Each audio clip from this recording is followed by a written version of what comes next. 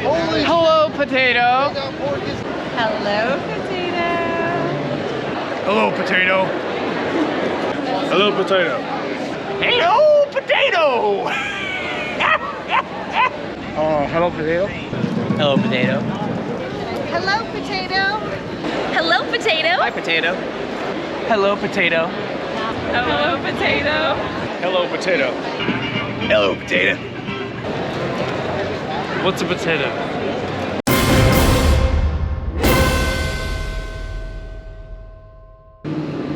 Hello, potato. We are in downtown Sacramento, California at the Safe Credit Union Convention Center for day one of SacAnime Summer 2024. It is our biannual journey down here to spend a weekend with other anime lunatics. Not just anime though, we got Star Wars, you got your video game people. It's, you know, they called it for a while pop culture with an anime twist, which was not the greatest slogan in the world, but actually somewhat accurate. So yeah, we're down here today. It is still summertime. It is quite warm. I'd say probably in the low 90s right now. It's not supposed to get super scorching hot this weekend, like 115 like at the state fair or anything, but it is going to be in the 90s. So that'll be a struggle for some of the cosplayers. I myself am not cosplaying this time. It is too warm to dress up as red green. It's too warm for the beard. It's too warm for the flannel. It's just too bloody warm for that cosplay, and I really don't have many other cosplays. So we are here. It is the first day. It is relatively quiet so far. Normally the slot's a little bit fuller at this point. But you know, it's the quiet day. Day one is the quiet day. People are showing up. It's when there's the best selection of stuff at the booths. It's you know, not as many panels as there will be tomorrow. It's, you know, it's the going up the hill, up the roller coaster of SacAnime. That's day one. So let's go down the hill to the street level, go wristbands up, and go check out day one of SacAnime Summer 2024.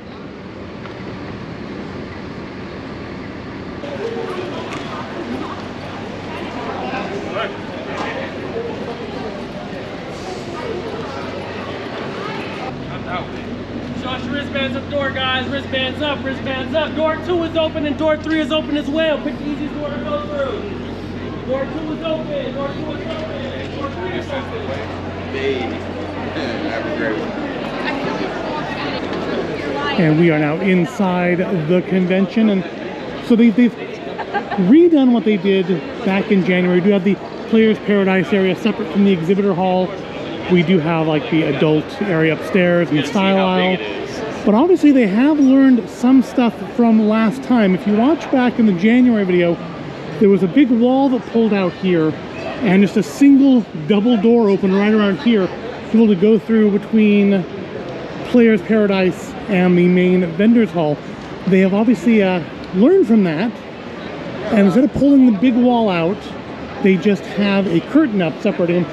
But it looks like no pass-through, so you do still need to leave this room to go into the exhibitors hall. I know, Maya did say something like that. So I'm interested to see, you know, what other changes there are. They have kept up with a lot of the things that they did in January, with again with the adult underground. Oh, we have to go here, Cobalt Steep, with the adult underground and the style aisle.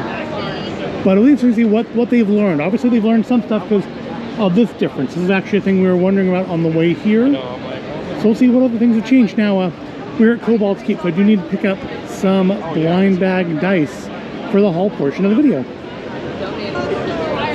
Or maybe not. I'm not seeing blind bag dice, but I do see some more Kana stuff here. We have, I think we have, well, we have the Tiana stuff.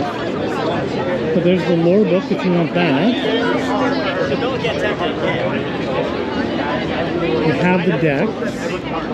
What boosters do they have? Hey, welcome back. Good to see you. Good to see you too. Yeah.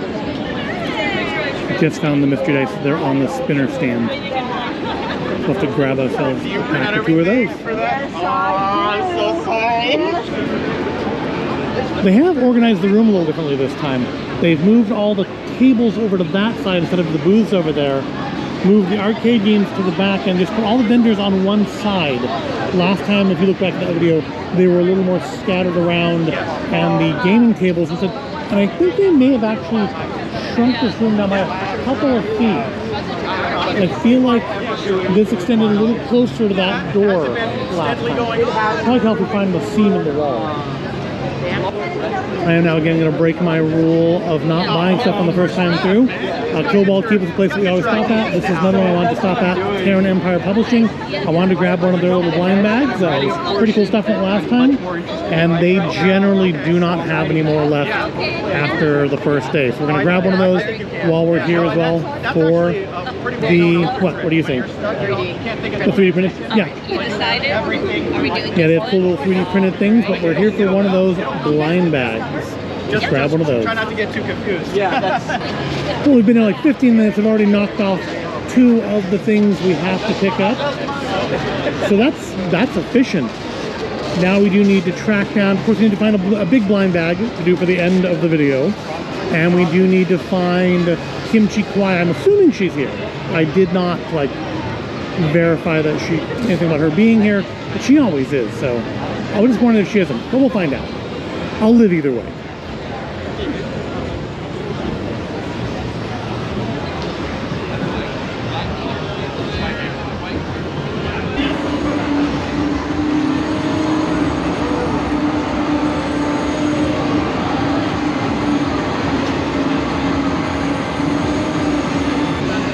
One thing kind of cool in here is they do bring in these imported Japanese arcade games. Because you don't really see them like this in the US, of course, with Japanese writing on them, but with like seats, so you can sit and play them in comfort or reasonable comfort. They are just fold-up seats, but it's pretty cool. You see games here that, since arcades really aren't a thing anymore, you do see some cool games here that I frankly never see or have never seen, like Waka Reverse. No idea what that even is, but it certainly seems interesting.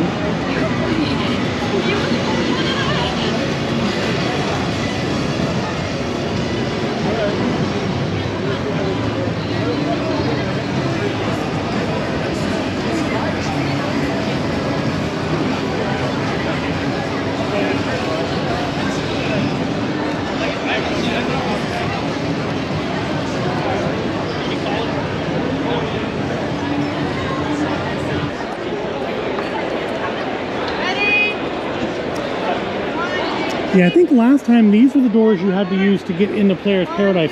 So I think they have expanded the vendor's hall by just a bit. I think the wall like comes out somewhere, I guess probably along that, no, that can't be right then.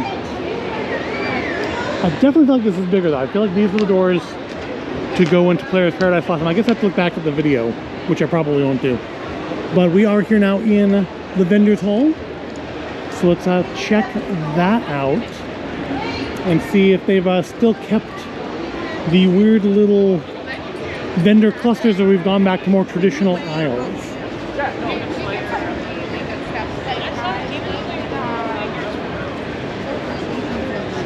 Well, Toys Logic got some new signage. Looks pretty smart. Sean right behind you. Howdy, howdy. I like your bag. That's so cute. Maybe it's just because we're at the beginning of the room, but I feel like for as quiet as it looked outside, it seems kind of busy in here. Maybe there aren't any good panels going right now, I don't know. But I worry because we're already kind of having trouble moving through smoothly as it is. I do worry a little bit about what tomorrow is going to be like on the busy day. This is the quiet day. Tomorrow's the busy day. And if we're this kind of jammed up already, that could be an issue for tomorrow.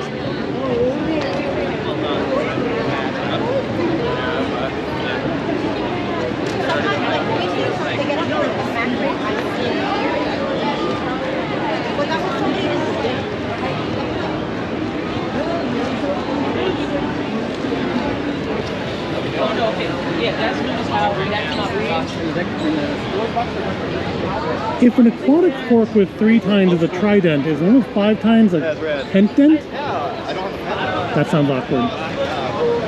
But I do notice, again, with all the swords and bats and crowbars and such, still no shovel.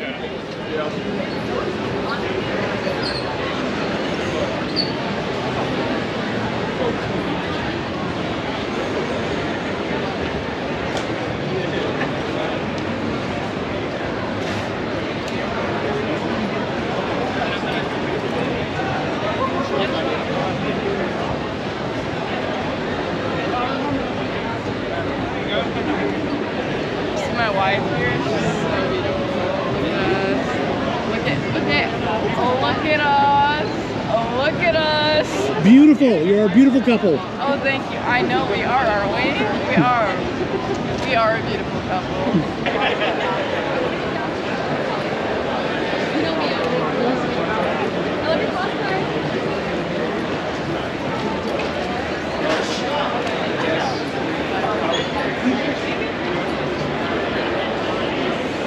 Looks like Shark Robot also got some new signage. Looks pretty smart. But do you have any new shirts? Well, let's start a cultist fund. Persona 5. Wash your damn hands one is cute. I'm getting old.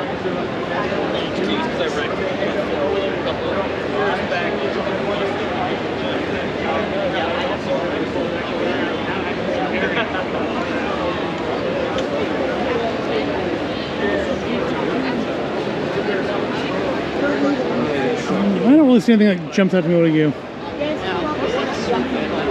A couple nice ones, but I hate everyone equals a nice one. What I do is I take my thumb. Yeah, it's like nothing for us and them this time around. There's still plenty of stuff to check out.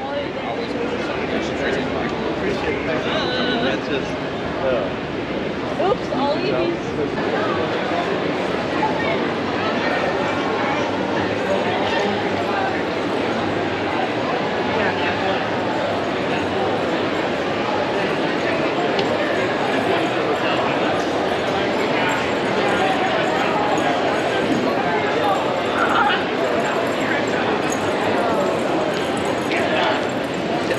It looks like we are crossing over now into Artist Alley, so that means the camera needs to go away.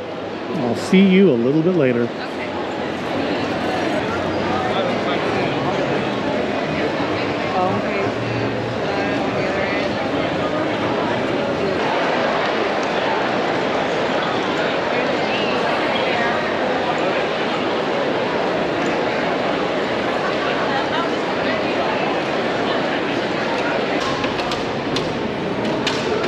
We finished our initial pass through of the vendors hall and players paradise and all that. So now we're going to head on upstairs to the second level because there is a panel I want to check out, something like the con for introverts, which that sounds like an interesting topic. We'll go and check that out. And also I'll check out upstairs where it's today so far a little more roomy. You can walk around up here. It's not that weird. That's the adult area. We're heading over to panel room number 1. Oh my god, this is so good. I'm obsessed.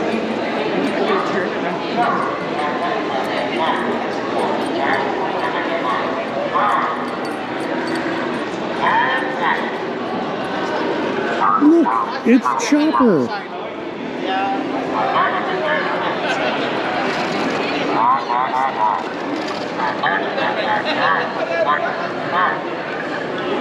Hi, Chopper.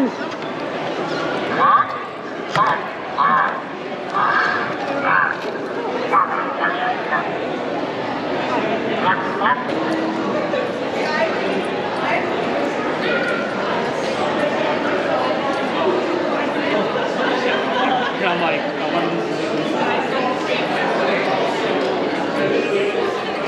Thank you.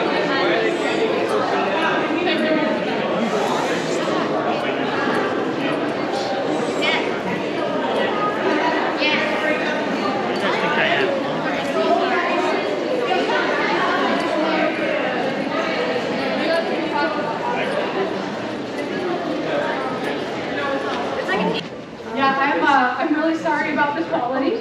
Next time I will know to bring much more of my own stuff. So thank you for being here for this learning opportunity. Thank you to this room full of introverts. If you are not here for Con for Introverts, why we do this to ourselves and what we can do to do it better, you're in the wrong place, but stay anyway, please. Is the start button? All right, a couple of housekeeping things. Video photography, totally okay. I don't know what you'd be taking photography of, but why not? Just please don't flash me. I do not consent. who is this? Why should we listen to her? She's certainly loud and she's certainly here. My name is Malia Hames. I attended my first anime convention in 2008, which means my first con badge is good enough to drive. And with the exception of 2020, I've attended between 1 to 3 conventions every year since. So I have a lot of experience. I have even more experience being an introvert. I have also done a lot of therapy, and I've collaborated with several therapists and psychologists, not mine, that would not be ethical, to put together this presentation.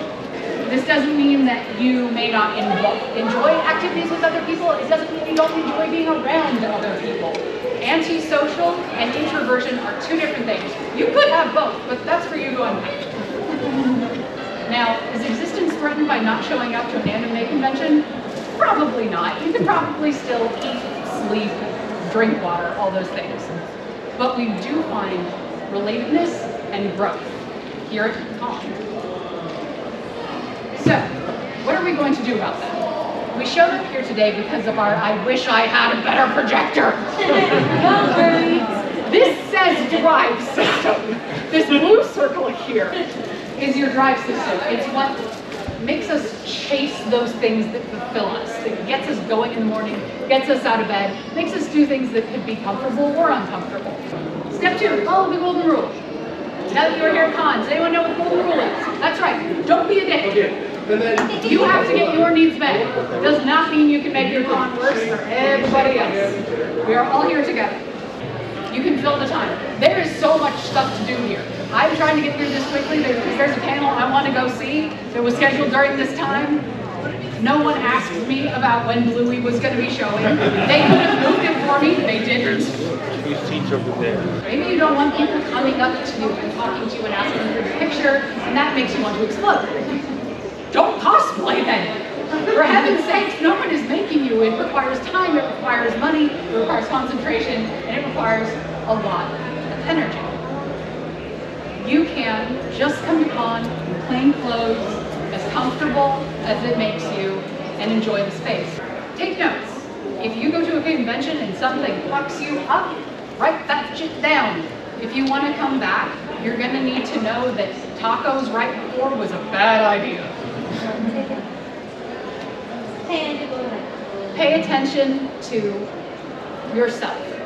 What is your body telling you? What is your brain telling you? What did you love? What really pissed you off? And then prioritize what you notice. You can't notice that you are kind of getting hangry and a little sleepy, but it's fine, I'll push through it, whatever, I don't need a break. If you notice it, do something about it before you completely shut down and stop enjoying your space. Prep is key. This morning I woke up an hour early. Could I have gotten some work done? Absolutely. Did I play an hour of Guild Wars 2 instead? Mind your business, okay? Because I knew I was coming here to do panels and I needed to really top up my energy. Otherwise I was going to run down in the middle of this and questions was going to be like, okay, thank you, bye, as I ran for the door so I could get some quiet. So use the skills you're good at, use the things that you love to have the best con that you can, even if it looks a little weird, and even if it ends up with you in front of a room full of introverts with no resources and bad technology. Your con can't have been worse than this. That was actually a really interesting panel, nice and brief. Also, which is, nice, it didn't go on for like a full hour, which gives us time to try to go get into the Bluey panel. But unfortunately, I wonder if anybody at SacAnime has thought about in these panel rooms, going back to the way they used to be set up before the end of the world, and putting the speaker with the projector on the side of the room that doesn't have a big window. Because the window and the weak projector end up with slides that are really hard to see unless you're right in the front row. So, yeah, I don't know how much of, or any of that panel is I'm going to use in this. I don't know how much of any of it are actually going to be, like, usable. But it was definitely an interesting panel. And I would, if she does panels in the future, I would definitely like to attend them. Not that there's any way in the program guide to know who is doing what panel. That's another thing SacAnime may want to consider doing is putting in the program guide who's doing the panels. Alright, so yeah, we're gonna head over to the Bluey panel now. I think it's over here in Ballroom A. Of course, that means no recording. I don't know if it's this one or that one. But yeah, they don't allow recording in these. So we will turn off the camera now. And I think afterwards, we'll grab ourselves something to eat.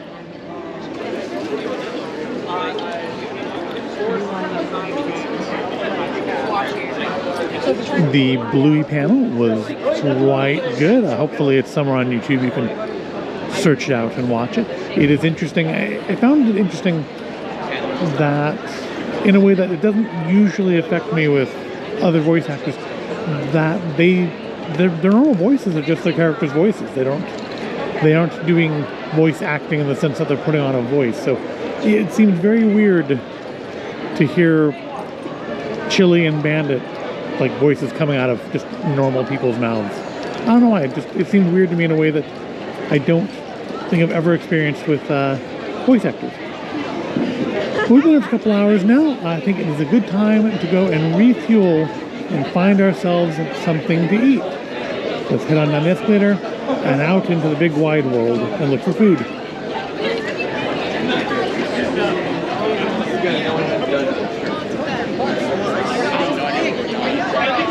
I want ice cream.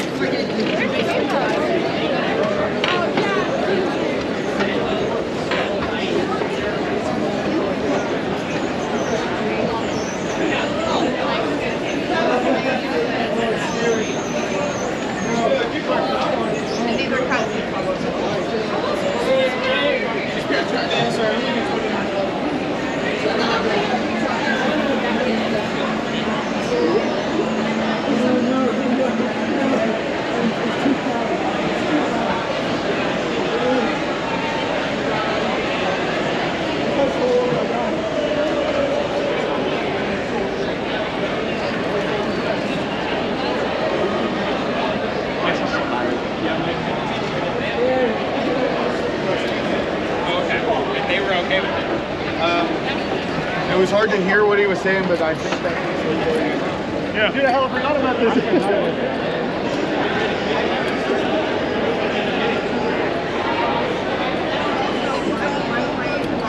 Are they allowed to bring in food?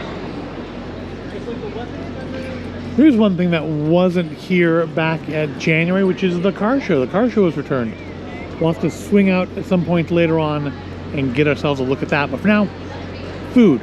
Of course, we have the whole variety of Drewskis, the entire Drewskis culinary universe to choose from here. But I think instead we will go farther afield and find something that's not going to be handed to us through a window.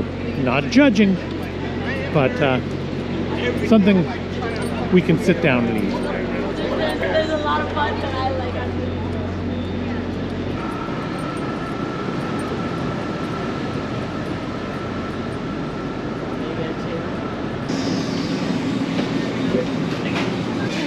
Not normally where we go on day one, but we decided to head over to the Upper Crust Pizza, one of the best food values at the convention. All you can eat pizza for 15 bucks. Get yourself a nice spot of salad, some pizza, as much grease and carbs as you can cram down your gullet for 15 bucks, and a couple bucks to grab us a soda. So we're gonna charge up here with some calories and then decide what to do next. I saw the two panels I wanted to see today. So from here on out, kind of play it by ear. Maybe go look at the Vendors Hall again. Think of some musical guests later on. Go check out that car show. But for now we eat.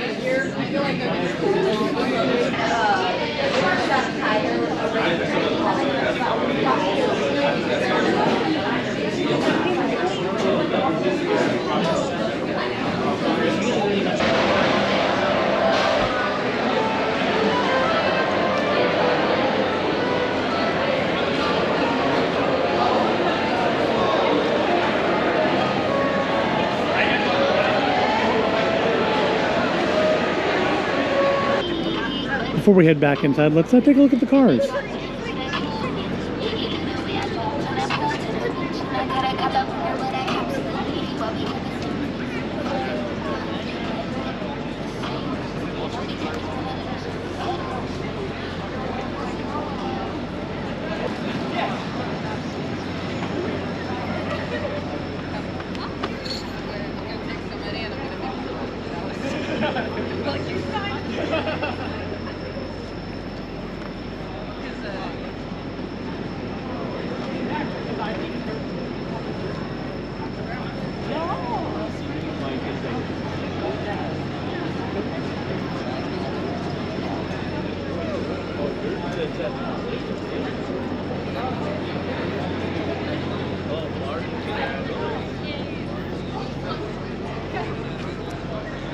Hey, I'm pretty sure that's the exact face statue I got out of the blind box last year.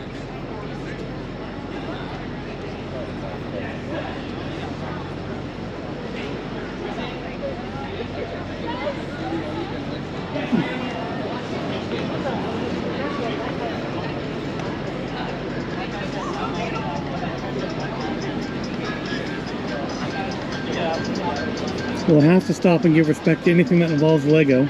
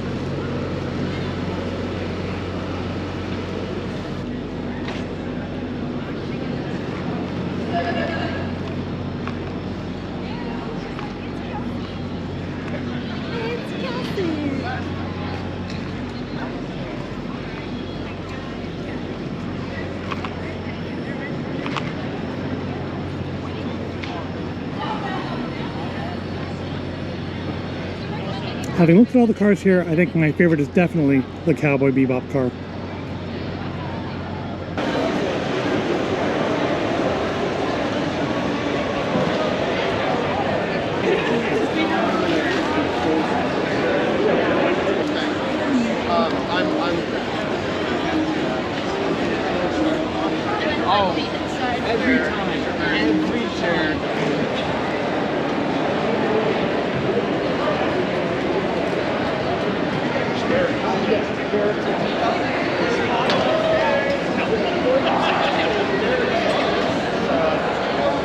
But I'll be with you.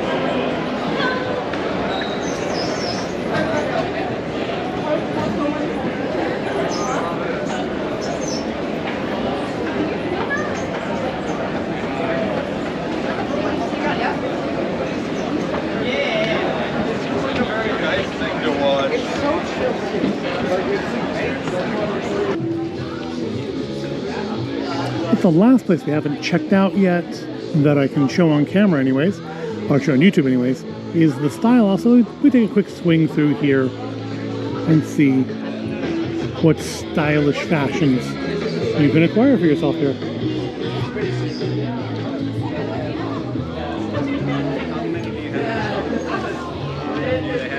What size?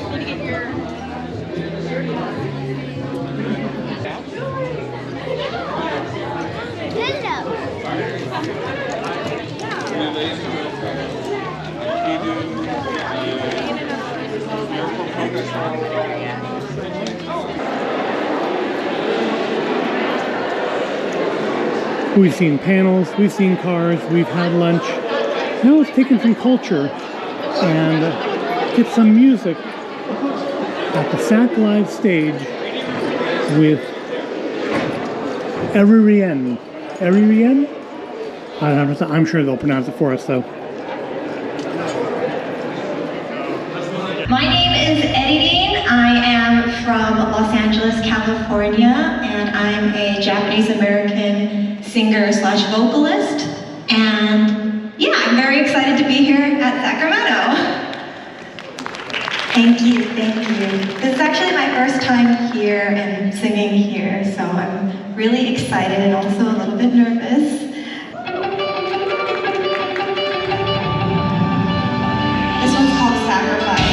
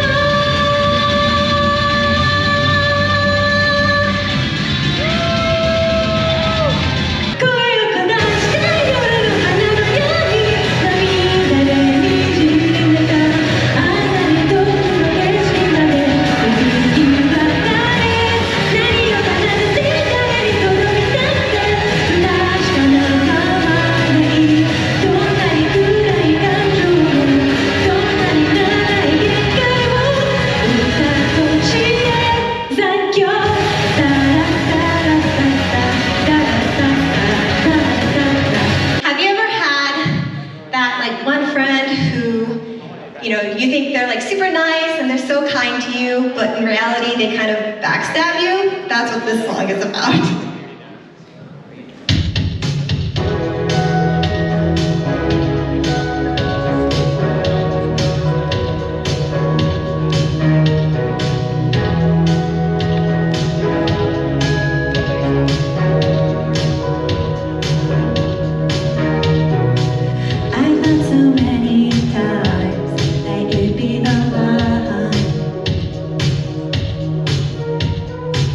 The kind of girl that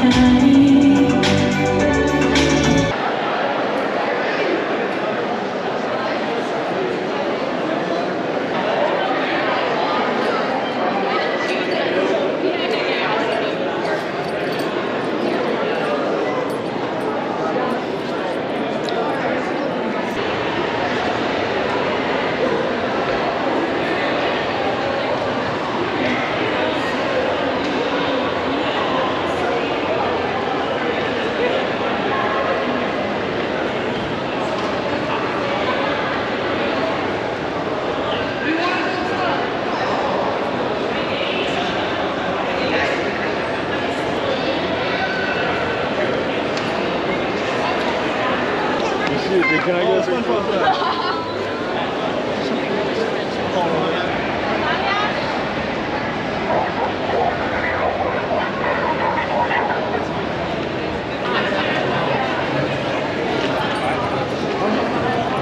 They've just announced that they are closing the exhibition hall for the day, which means day one of SacAnime is coming to a close. Yeah, there are still some more evening panels and more music and stuff that you can go to, but I think we're going to call it a day.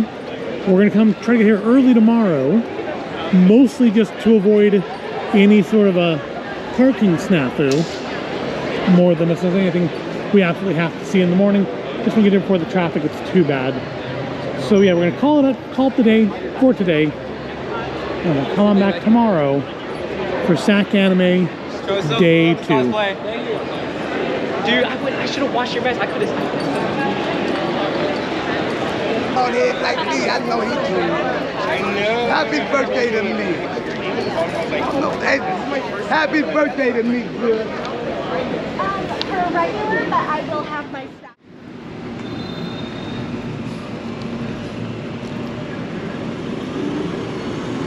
Hello, Potato. Here we are at day 2 of SacAnime Summer 2024. Back out again at the Safe Credit Union. Today is the big day, and it looks like the street's a little less crowded than one might expect for day 2. That's because the convention's not actually open yet. We did come out here early.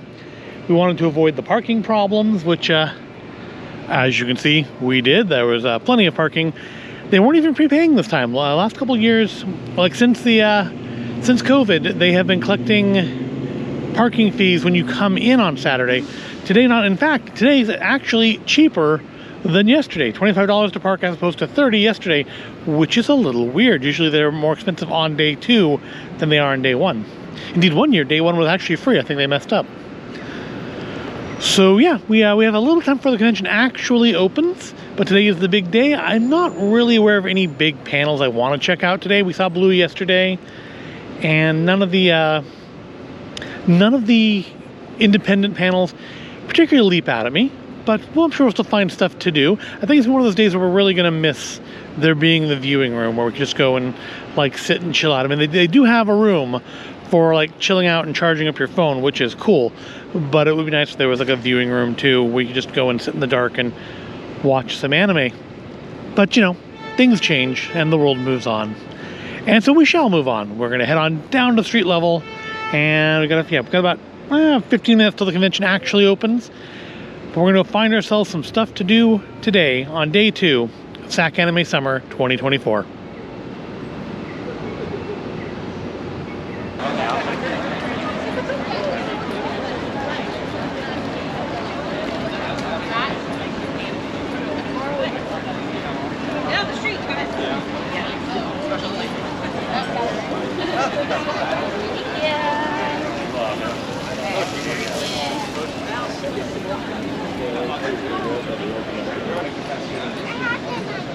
Thank you.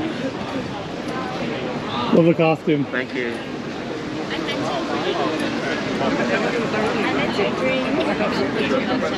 There's only one of them. Hey, if you read the story, yeah, too. Oh, look. Yeah.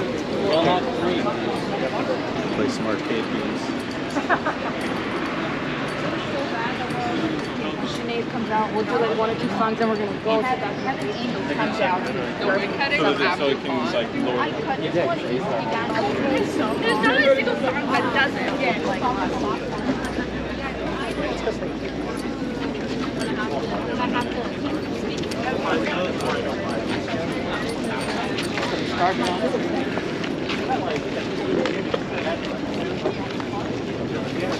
So this is a first. The line is literally wrapped all the way around the convention center. It would have been faster to walk across the front of the center to get to the back of the line, then follow the line back.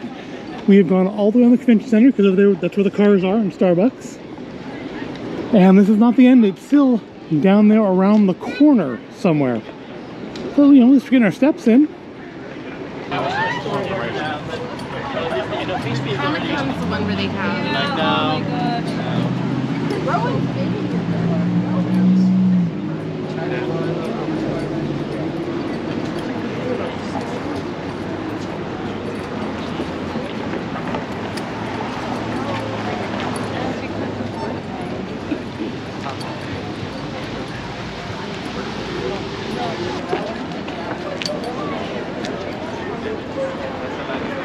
We are now at the back of the line, although it won't be the back for long. And that's the convention center there. So we went entirely around the convention center and then all the way around this block to get to here. You know what? I think just getting in line is going to be its own separate video. So I don't think I've ever been here when the line has been this long. We've been back like to the church down there, maybe even up to this weird little pine cone sculpture. We've never gone around an entire separate block before. But I guess it just means that SacAnime is popular. So now it's 2 minutes to opening. So we'll stand for a minute, and we should, well, probably about 5 minutes for it to snake back, start moving in. But hopefully soon, because the end of the line's about to run into the middle of the line if we don't start moving soon. But hey, we're in line, and that's half the battle. We'll see you on the inside. We must have reached a checkpoint. There is an option here to refill your health with a hot dog. Of course, it's not really SacAnime until the hot dog carts spawn. So that's how we know it truly is SacAnime now.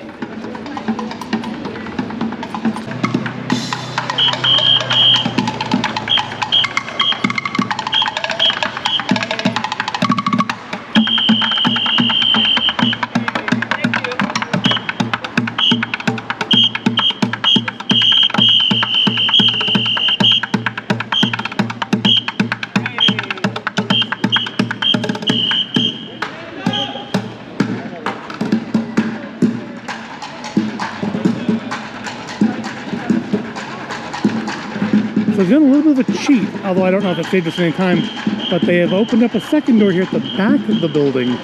So we're gonna head in that way. So it only took us 20 minutes after opening to get into the convention. So that's honestly better than I thought it was gonna be, given how far away we were. All right, time to wristbands up. Wristbands up. Thank you. Wristbands up, please. Thank you. This is not a part of the convention hall I think I've been in before since the remodel. It's clean. There's tables. That's nice. And it leads us right into the autograph area.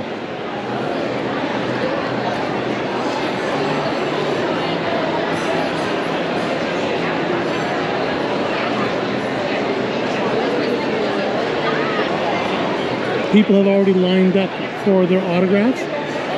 There's a Disney Princess panel later today. Maybe we'll go check that one out. Excuse me, sir. No recording, please. No recording in here. Thank you. Well, I guess we'll turn the camera off over here too then.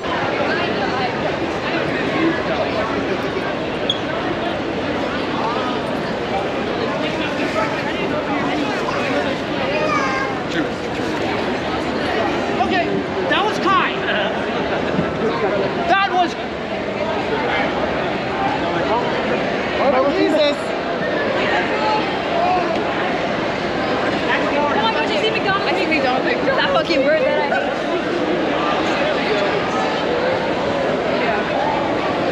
They just give them a shirt, they'll wear whatever they want to wear.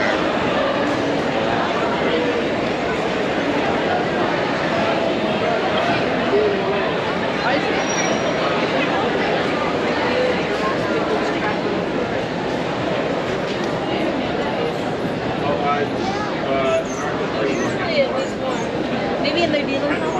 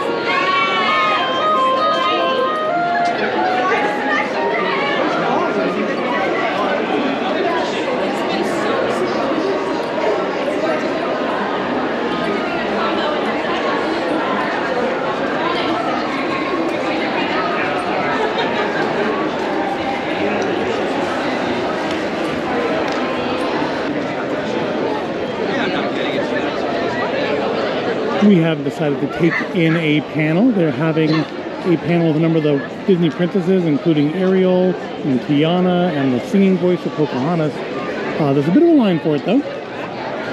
Brandon, I think she'll be back every few laps. But after the line to get into the convention, it'll be nothing. We'll be in there. Plenty of room. Not a problem. And after standing in that line where we almost certainly are going to have caught something communicable, we are now heading inside the Disney Princess panel, where of course they do not allow even photographs now. No filming and no photographs.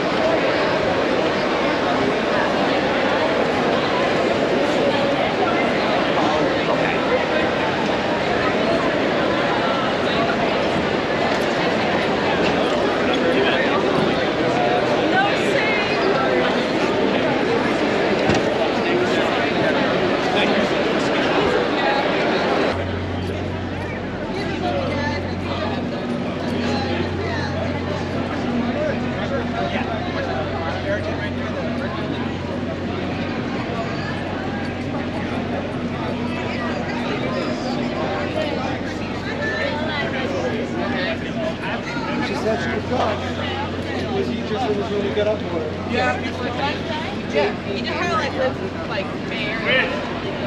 Fish!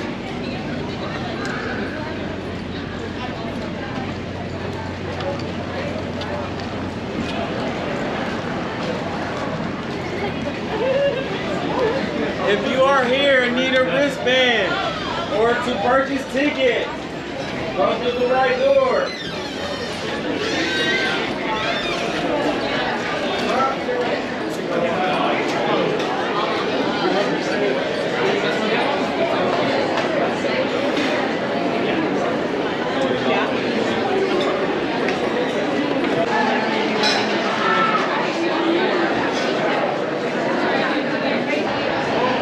It is time to refuel, so we've headed over to the Sheraton to check out their convention menu. We've been doing this the last few years, and it's, you know, not the world's best food, but it's a great value for price. I think it's $14 this year.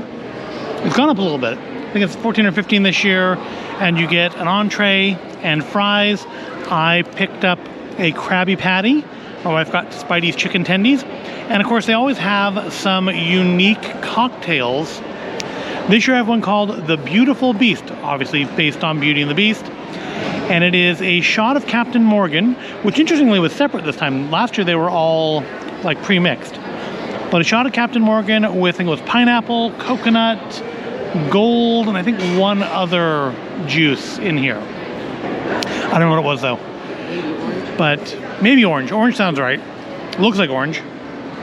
So yeah, interesting though, this year they gave you the shot in a separate thing, because last year the drink was already pre-mixed and they just poured it over ice.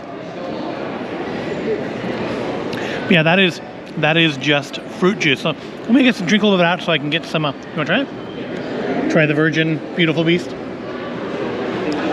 That's good. Think orange? Yeah. I definitely get the pineapple. Yeah. All right, so let's add some Captain Morgans to that. And some to the table, apparently. Yeah, walking upstairs with a full shot glass was not the most successful thing I've ever done. And of course, we get a little gummy rose that is actually, I thought at first it was like a glacé cherry, but it is actually a rose on there. So let's try it now. Try the now that's been adulterated. Ooh. Oh, the shot of rum definitely adds a little something there. Yep. I don't know if I like it as much as January's Bender's Margarita, but it is pretty good.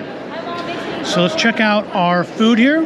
I'm sure the crab patty is gonna have stuff on it I probably don't want, in the form of pickles and onion. Maybe not. That was a little Thousand Island dressing, but oh no, it's a lot of Thousand Island dressing. But no pickles or onions, so that's okay. We'll try it this way, and then we'll add some ketchup to it before we eat it, like for real. But let's give it a sample.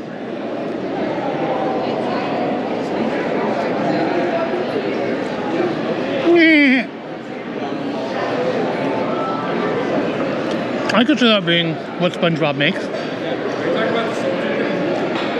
And then we have some Spidey's chicken tendies. Now, the only real bad side about these is they don't have dipping sauces. There's like no barbecue sauce or anything to dip them in, which is kind of lacking, but try them anyways. I mean, it's a chicken tender. Done the most person would expect. So, you know, just your bog standard chicken tender. Let's try the fries. Fries look pretty good, actually. They look nice and crispy and well done. Fries are good. I would say fries are possibly the best part here. But, I mean, the fries, you know, fries are always good. So, yeah, let's fill up with our recharge here, and then see if we can find some more cosplayers or something.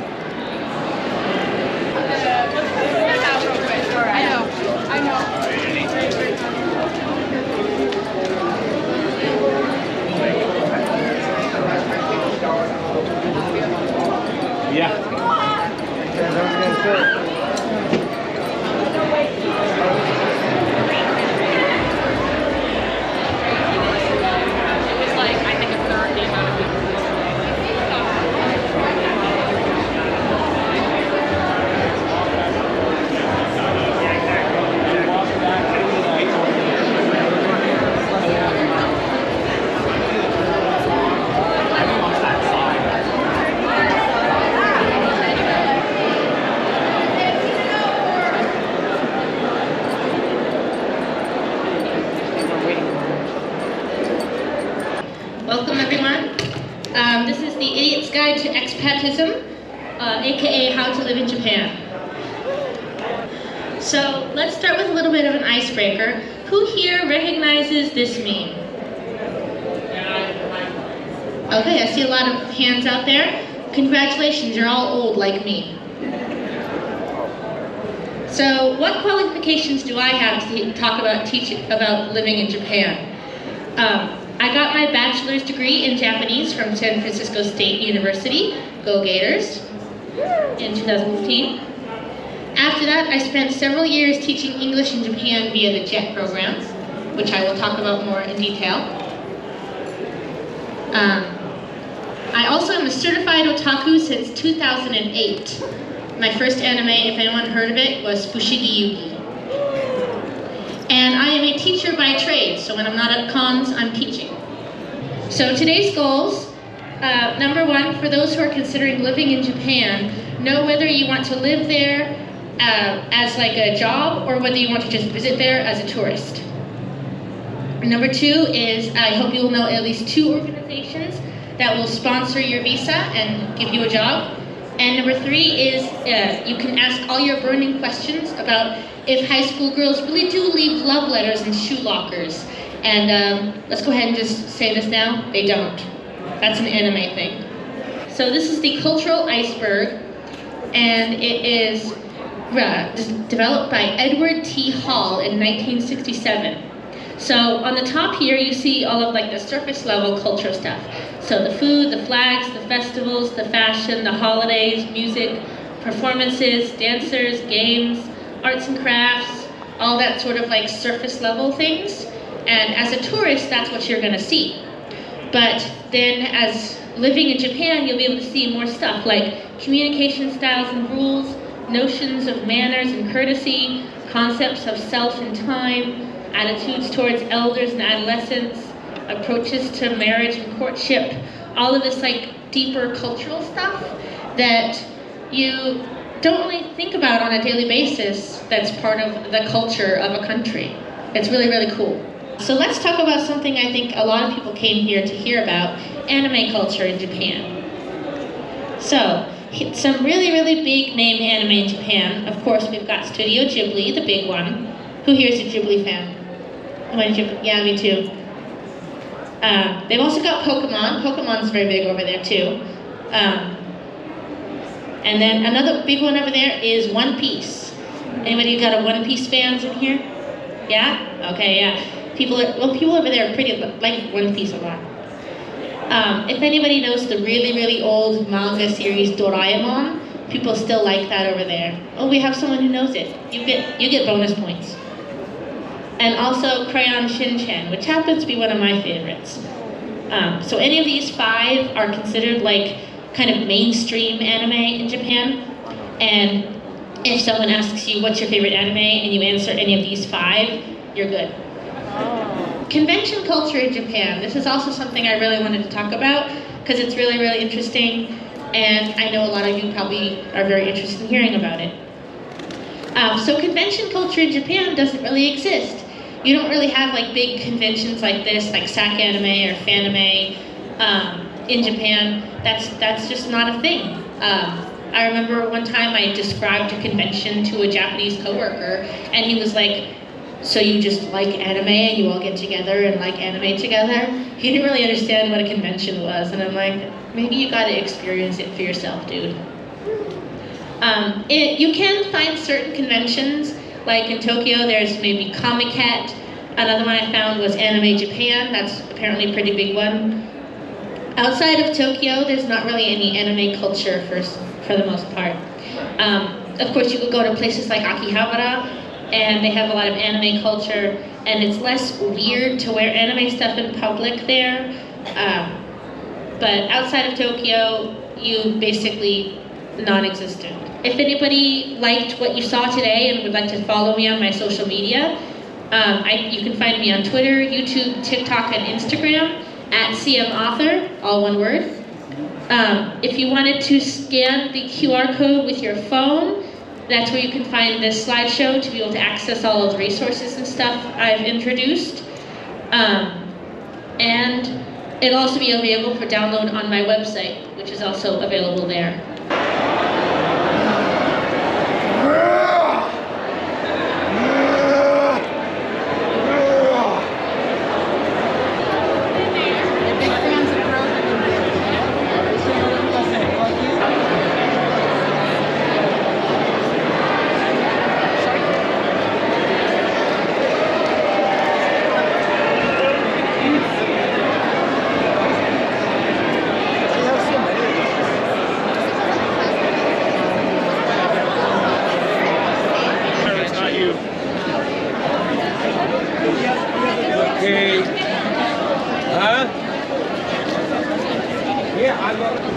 Let's just go.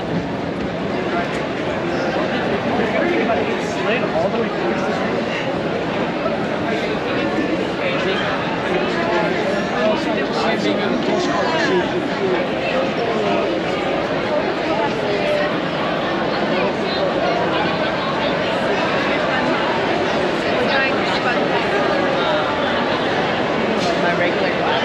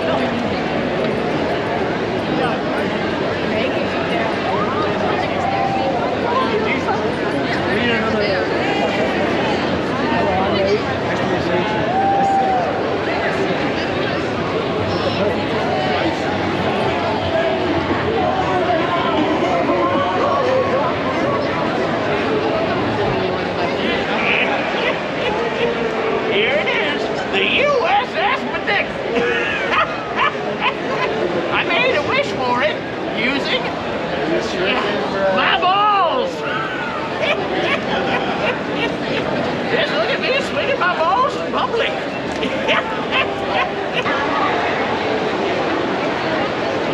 This duck looks like it's seen some stuff. He doesn't look very happy.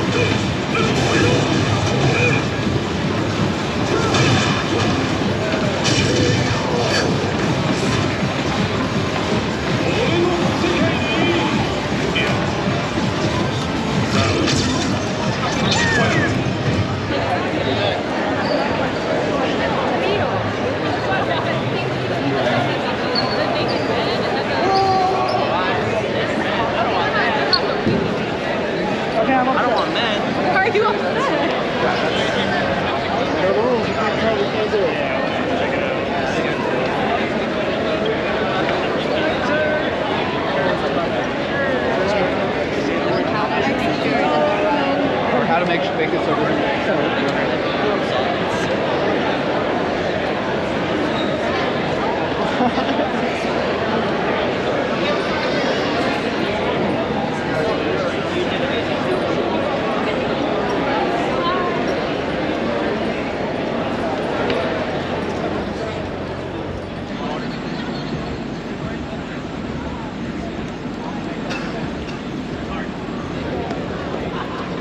We're not shutting down the show again today, but we've been here since, they opened the doors this morning.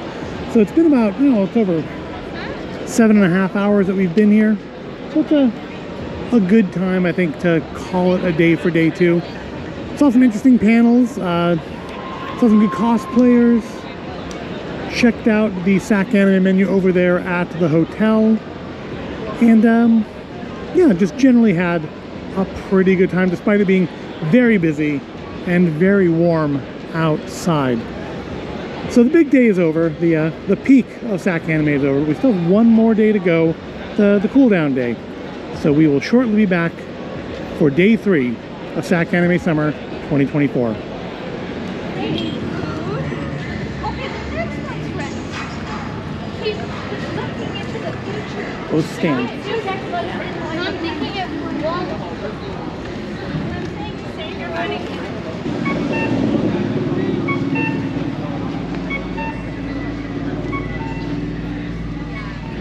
I get that lot. I got that with Scripts and Amazing Digital Circus. Yep. I've been I know we've been best friends for a while.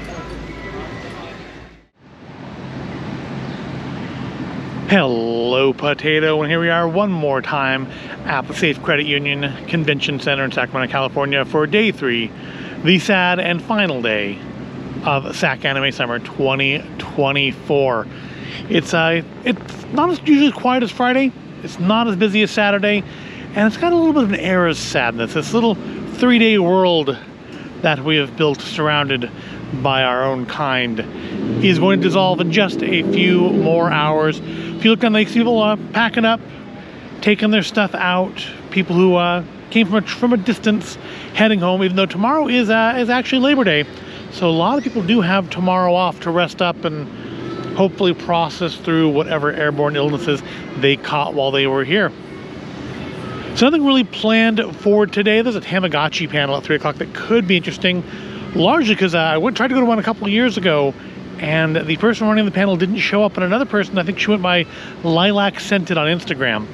kind of just went to the front of the room and just improvised the panel. That's a cute little car, isn't it? See interesting stuff down here. Where was I? Oh, the only real plan today is to get our passes for next time, and then, you know, probably sweep through the vendors all 3 times, see if we can find some more cool cosplays like that guy down there in the Edge Runner's jacket, and yeah, just finish out the con on a high note. So far, the weather's a little cooler today. It's only in the 70s. It's not in the 90s yet, but it's still fairly early. It's not even quite lunchtime yet, so hopefully it'll stay like this, though. It'd be nice, because it was kind of hot the last 2 days. But yeah, we'll go wristbands up one more time, head into the show, get our passes. That El Fuego place smells quite good, I have to say. The place the smoke's coming from, it smells really nice. But yeah, head inside, get our passes, and enjoy a few more hours of SacAnime Summer 2024.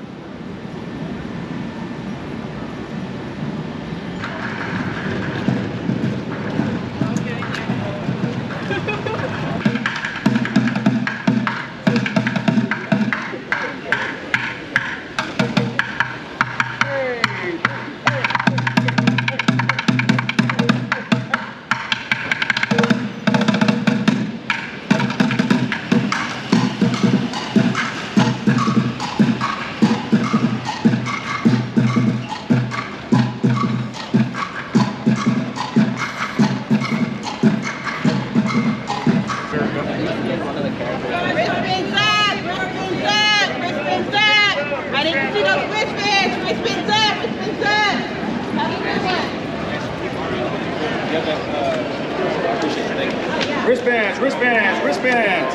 Everybody put your wristbands up. Thank you. Wristbands, wristbands. Appreciate it all.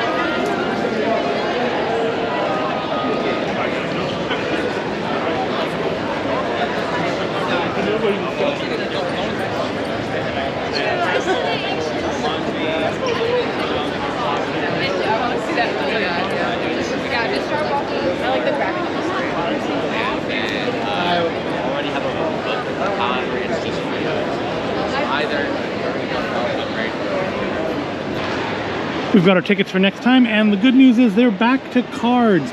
None of the 8.5 by 11 paper that they did last time, which was, you know, real fun to keep track of for better part of a year. It's like 8 months between summer, or between winter and summer. It's only 4 between summer and winter, because 8 and 4 is 12. So it looks like next time we're gonna have Digital Circus will be a focus next time. That'll be interesting. I wonder if there'll be any more of the show out past that pilot episode, which was interesting, but it does seem like it's vastly outnumbered by weird, like, Elsagate kind of stuff. So yeah, we've got our passes next time, so now it's just time to wander around and see what there is to see one last time. Probably. So she's 32.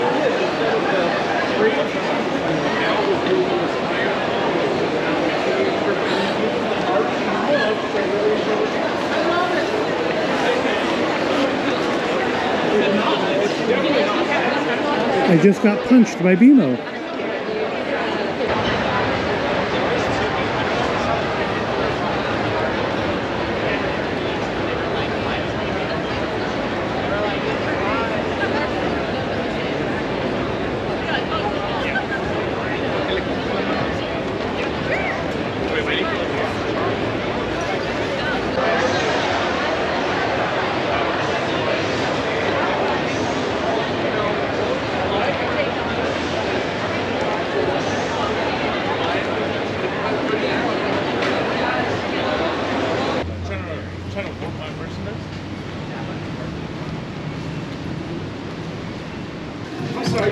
After commenting for I think a number of years now when I do intros, I think particularly on Sundays, that this place always smells good, we finally decided to try El Fuego Express Mexican Grill. Got ourselves a burrito and also some chips and sauce. I got the habanero dip. Let's try that out first. See how hot that is. Get an idea of what their idea of spicy here is.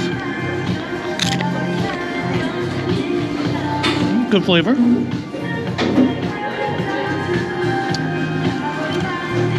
The heat's not really manifesting on my tongue.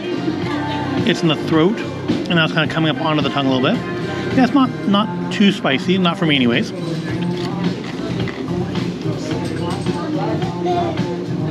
Different people, of course, have different tolerances. Let's try a burrito. I got carnitas, refried beans, Spanish rice with some lettuce, some cheese, some hot sauce, and a splash of lime. Let's give that a try.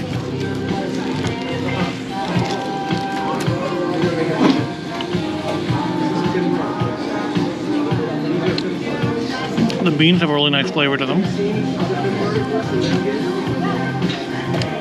The carnitas is nice and tender. It's not like fatty or too tough or anything.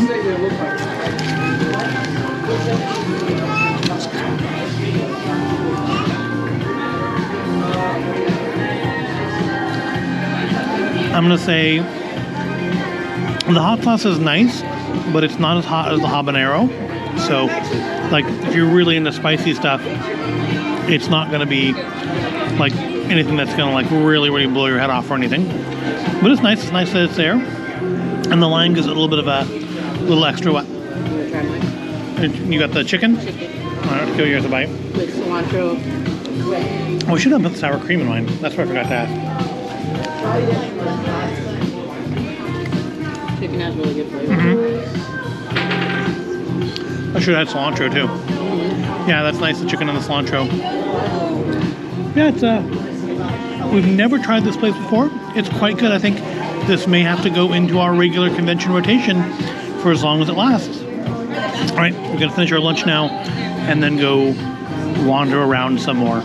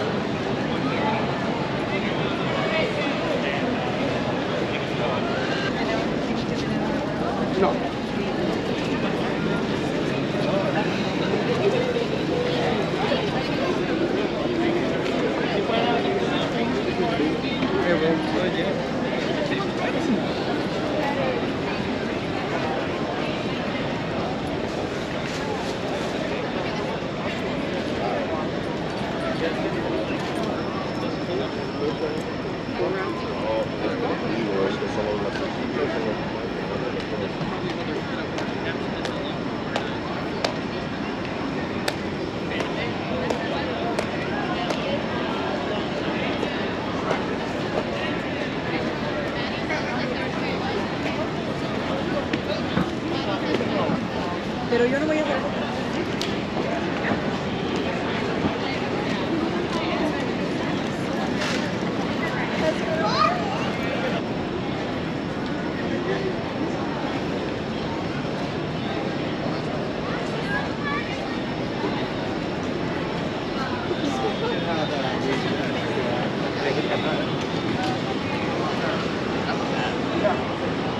Oh my gosh.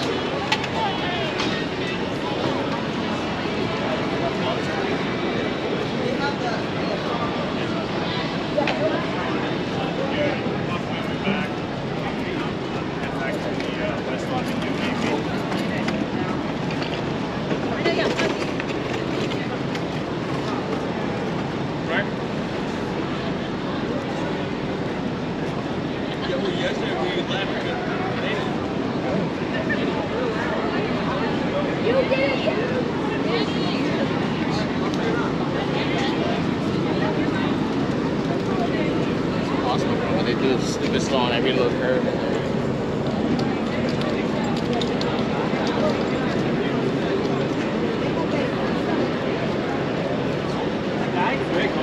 He was dumber.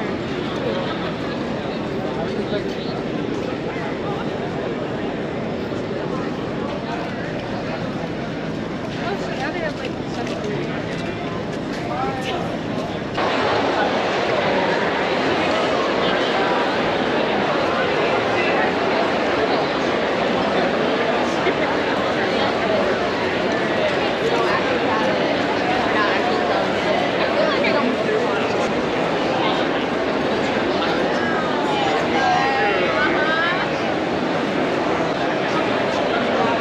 Hi, my child. It's not.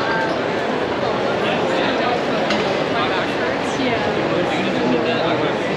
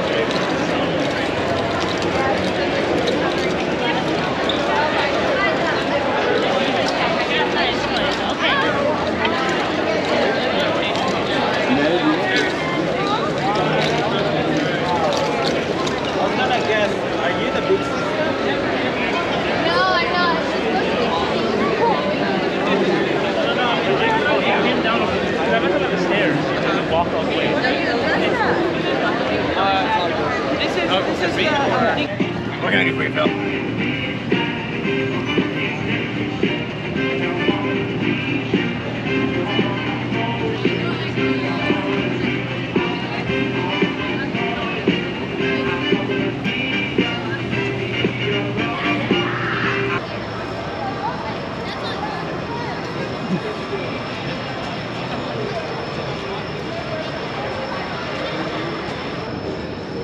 Sadly, it is that time again.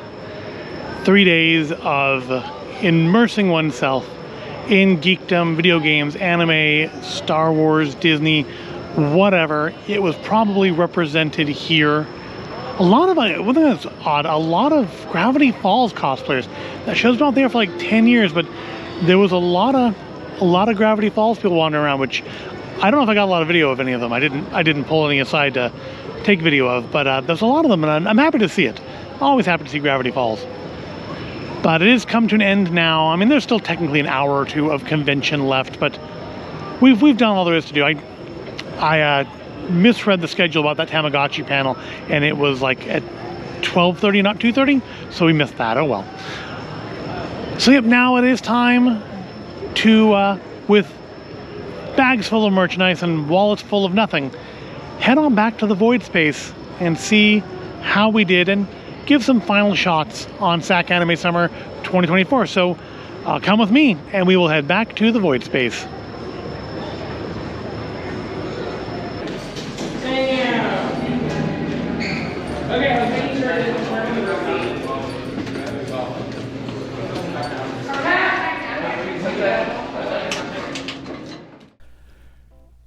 And wristbands down.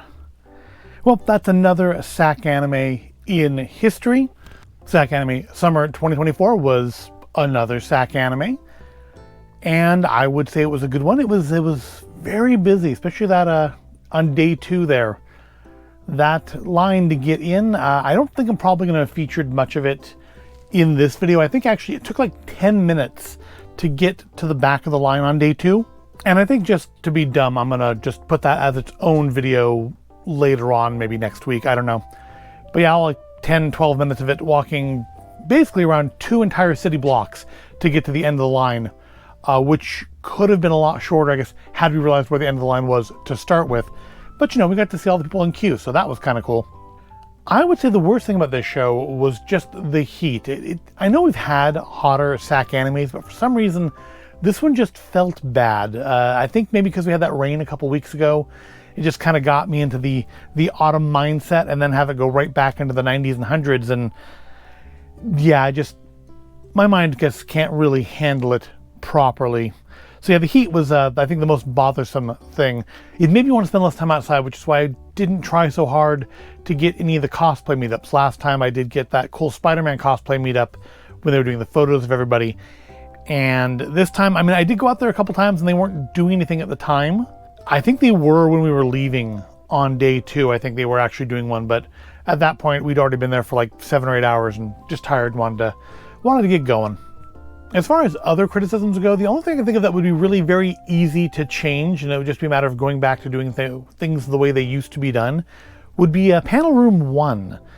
So back before the end of the world, Panel Room 1, or at least its equivalent, panels being held in those types of rooms, had the speaker with their projector and everything on the side opposite the window. So you did walk past, essentially you walked past the person presenting if you came in late, but it meant the screen and their fairly underpowered projector wasn't fighting against the sunlight coming through the blinds. Now, I don't know if maybe it's something they could do, like to tweak the blinds to face the other direction, and maybe that would block more of the light out, but I don't know how much of it I'm going to end up using.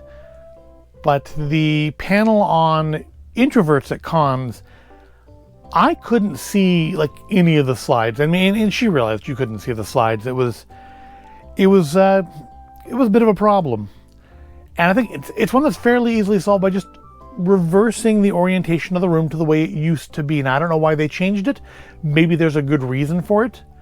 But I feel like you either need to have much better projectors in there, or some other way of blocking out that light, or just put the room back the way it used to be before COVID. Otherwise, I mean, anything that's potentially problematic, I feel like it's stuff that's just going to take a fair amount of work. I mean, it's, 20 odd years in, they are still, they're still learning. There's still new things to learn. There's always new things to learn.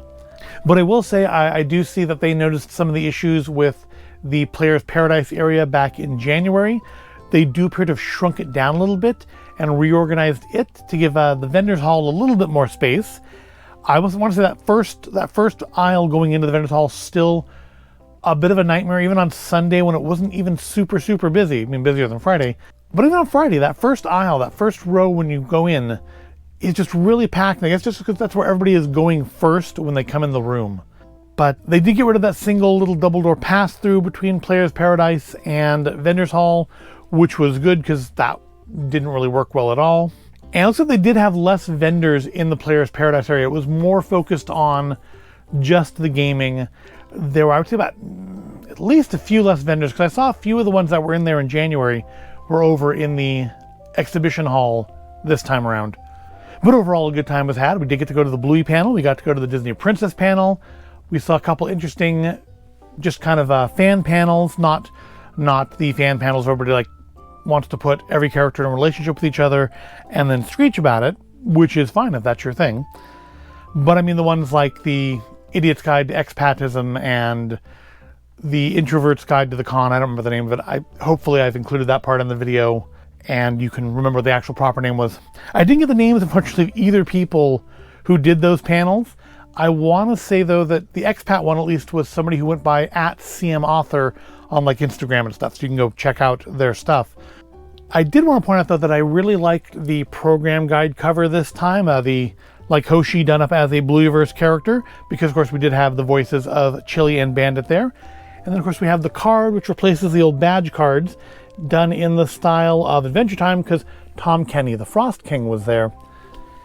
I was a little surprised that you aren't allowed to record at all in that area. I don't remember seeing any signs to that effect, and I don't think they've ever said anything about it in the past, but it seems like they are doing a lot more restriction on Not so much on recording. That's the only place I ever had any issues with recording, other than places I knew I couldn't record, like the Bluey and Disney Princess panels. But I was very surprised in those panel rooms, you can't even take pictures anymore. It used to just be no flash pictures. Now you can't take any pictures. Like, you can't take pictures of people if they're, I guess because they want to charge 60, 80 bucks for a picture of them at the autograph booths. But yeah, the autograph booth is still a thing that I'm not going to take part in. I mean, it would have actually been kind of cool to get something signed by Chilean Bandit. But yeah, those prices, man, those are, I personally, I think they are out of control. But when you go in there, there are big, long lines. So clearly the market will bear it. So I'm just, you know, that's just a me thing, I guess, that doesn't care for those prices and will not take part. It does make me wonder though, can somebody let me know in the comments, what are the points of being a VIP now? Because in the past, you know, you got to be a VIP if you got a hotel room. Now you can just buy VIP, or like a limited number of them. But as far as I can tell, the only advantage is you get to go into the panels a little early. Because like in the line of the Disney Princess panel, there was a whole separate block of people, and I'm reasonably sure I'm going to come down with something airborne from that part alone. But there's a whole big block of people who are just VIPs, like a just big, huge wad of people who are VIPs who got to be let in before the queue I was in was. But the room has plenty of space. I mean, people who didn't get into either of those lines got in without a problem. It was not full. But what does VIP get you anymore? Just letting you into the panels a little earlier? Because I know one of the big things that got you before is they had VIP exclusive free autograph sessions. And I mean, that to me was a good value add, especially because the autograph sessions were, I mean, they were free before, but they were a little tricky to navigate. But now, you know, they've got rid of that, so I don't even see what the point is. Let me know in the comments if you've been VIP and you can tell me why you chose to pay the extra for VIP. Let me know in the comments, because I legitimately am interested. But all right, that's enough prattling. We've been talking for probably about 10 minutes so far, instead of doing what we were meant to be doing at this part of the video, which is the haul. This is the haul portion of the video where we look at all the things we spent our hard-earned money on. And of course, at the end of it, open a few blind items. We have more blind items than we're going to open in this video. Those will be in later videos. We are going to open some blind stuff today in this video. Now, I will say, starting out, we did not buy any Funko Pops, did not buy any action figures, did not buy any board games. So, in some senses, we were well behaved. We did, however, buy a fair amount of art. We bought a lot of stuff from local artists this time, and part of that was definitely me. A fair bit of it was my wife, which is fine, you know, art's nice. But I took part in my first ever stamp rally. They were doing like 5 or 6 different stamp rallies. There was like a South Park one, and I think maybe a Hell of a Boss one. But I took part in the Baldur's Gate stamp rally, which we found out about at one of our first stops. I think actually our first stop when we went into the Player's Paradise, which was Kobold's Keep. I always go to Kobold's Keep and buy myself some blind bag dice. And I did this time as well. One of our standard Gatekeeper Games dice sets. I figure eventually I'm going to start hitting duplicates on these. We're going to hold that towards the end. But I also found there, because you know, I think some years I do buy 2 of those, but this year I saw they also had these. Asurarax Treasure Crystal Edition from Dungeons & Dragons. And these say they contain a dice set, an ability coin, and a dice bag. So, yeah, I had to check one of these out. Each treasure pack contains 1 random dice set, 1 ability coin, and 1 dice bag. Dice set odds could get legendary, 1 in 100. But when I was getting my blind bag dice, they asked if I was going to take part in the Baldur's Gate rally. And I was like, well, you know, we'll at least check it out. And what it was is you had to buy stuff from 5 different booths, one of which I already bought stuff from, the other 4 of which were all artists. So we didn't do it on Friday, but on Saturday we did go through and finish our stamp rally to get all 5 stamps. So we had to go to Applepia, Holy Briar, Corviday's Garden and Nocturnal Links, and Callanby. So let's see if I can remember what all came from where. I think they all have cards except for this one, which was, I believe, Applepia. And I got a little Persona 4 Kuma or teddy badge. Very cute. They had a whole set of these Persona 4 badges that were kind of nice. Yeah, at that booth, nothing really leapt out at me, but I do like Persona, and so I picked up a teddy badge to get my stamp from there. And then we also went to Hot Briar, which there is their information if you're interested in this, or if you just like look at this and think you like their style. And I picked up there oh, they actually sealed the bag. They had a bunch of these little, I guess, charms. I don't think they're actually meant to be keychains, but charms of characters from different properties holding hands, including like Lord of the Rings and stuff. I didn't take video of it because you don't take video in Artist Alley. I think this one was an Artist Alley. Yeah, Holy Briar was an Artist Alley. And so I picked up this one of the cast of Spy Family holding hands and walking along. I don't totally get the idea behind these, but like so they had Lord of the Rings ones. I think they had like a Lucky Star one, which honestly I was very tempted at because you very, very rarely see any Lucky Star stuff. But I liked the way the characters from Spy Family looked in their art style more than Lucky Star characters. But cheers for keeping the memory of Lucky Star alive. So yeah, that's my purchase from Holy Briar. Then we popped over to, I think this one must be Kalendy, or Kalendy. I don't know how to pronounce the names. Yeah, Kalendy. Which has, looks like, is that supposed to be Marcel? I think that's supposed to be Marcel. Looks like, I mean, it's an elf woman. If she had the staff, I would know for sure if it's Marcel. But they had a set of Delicious in Dungeon, or was it Dungeon Menchie keychains, and I picked up a couple of those from there. Picked up Marcel, which is why I think it's meant to be Marcel. Don't you? I mean, it's got her belt and everything. And then I picked up a Senshi. I was surprised to see a number of cosplayers from Delicious in Dungeon. I didn't realize that show was actually popular. I just thought it was something dumb that I watched. But I saw 5 or 6 Senshis over the weekend. I only got recorded one. But I saw like 5 or 6 Senshis over the weekend, and I saw a couple Marcels. And then I think some that may have been Leos, but I don't know for sure. Yeah, I was surprised to see them, but yeah, picked them up from Kalendy, got my stamp from them. And then finally, we went to the booth where you had to go to finish up anyways, which was Corviday's Garden and Nocturnal Inks. And there are their cards if you are interested. And I'm honestly not sure which one it was we bought from. I think it was Corviday's Garden, but I'm not, maybe the item will say on it, but I don't think it does. Cause yeah, they were sharing a booth. It was 2 people sharing a booth. And my wife picked up this there. She picked this one out. But again, I don't know. Let's see if it says on it, because I haven't opened it since we got it home. But they had some Star Wars little keychain charm things. That's why I picked up Princess Leia, done in a very cute style. So I'm not totally sure which one of them it is. I feel like it was,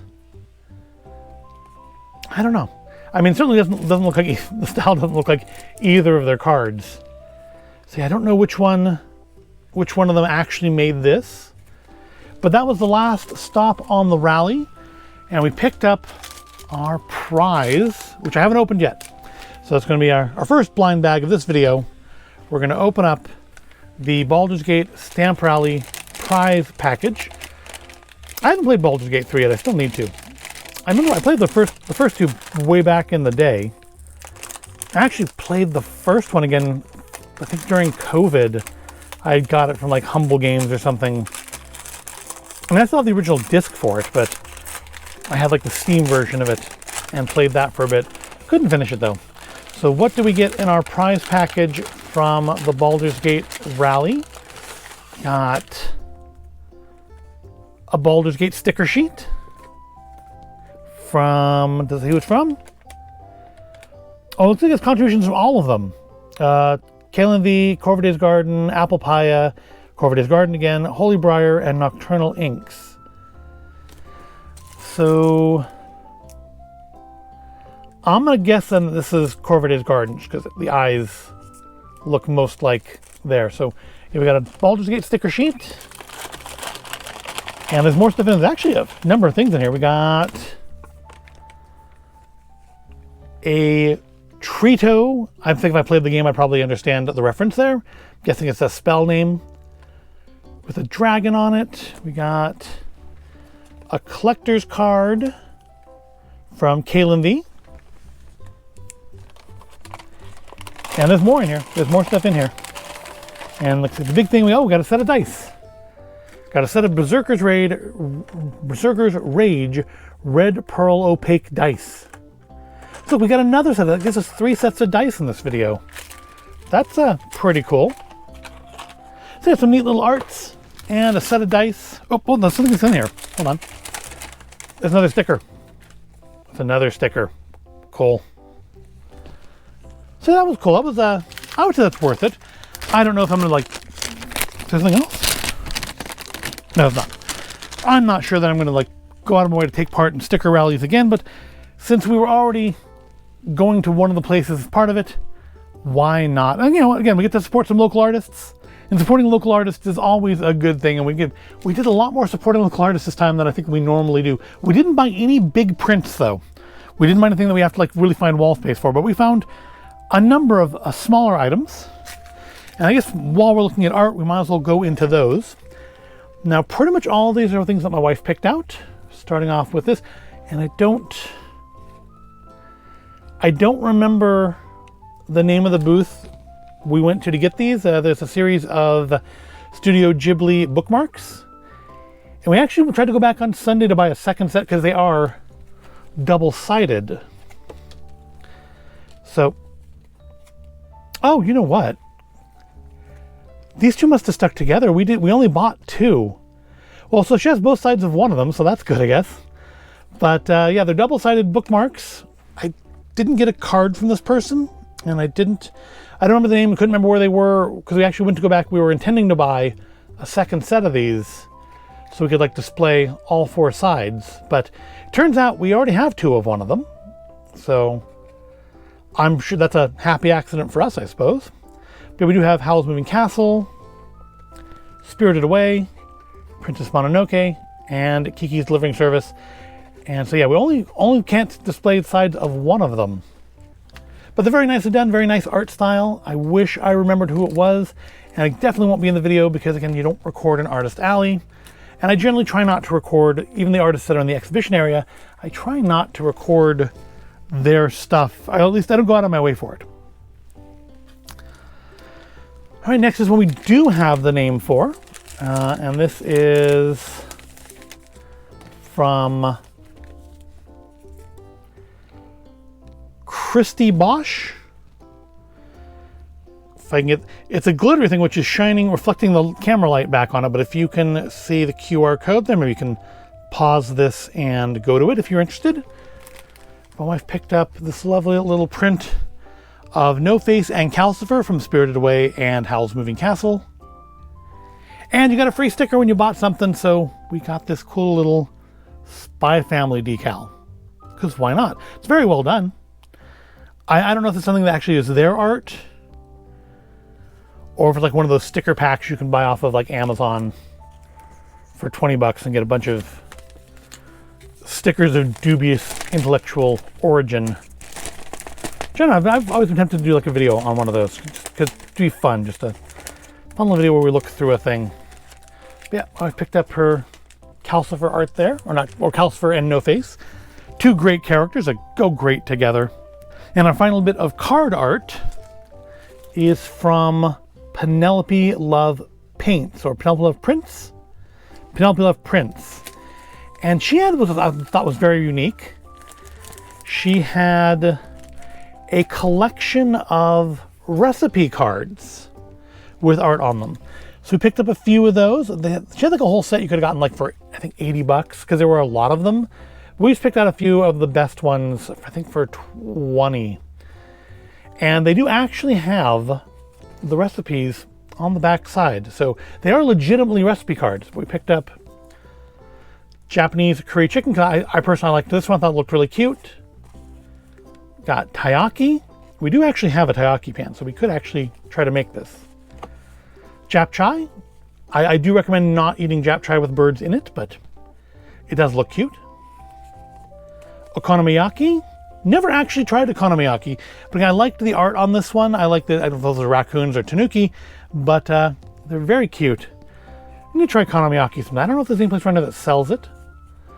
Wonton noodle soup. I think she picked this one largely because of the animal maintaining its modesty. It's the mermaid thing, right? It's doing the mermaid, that famous mermaid painting, which I should know the name of and don't.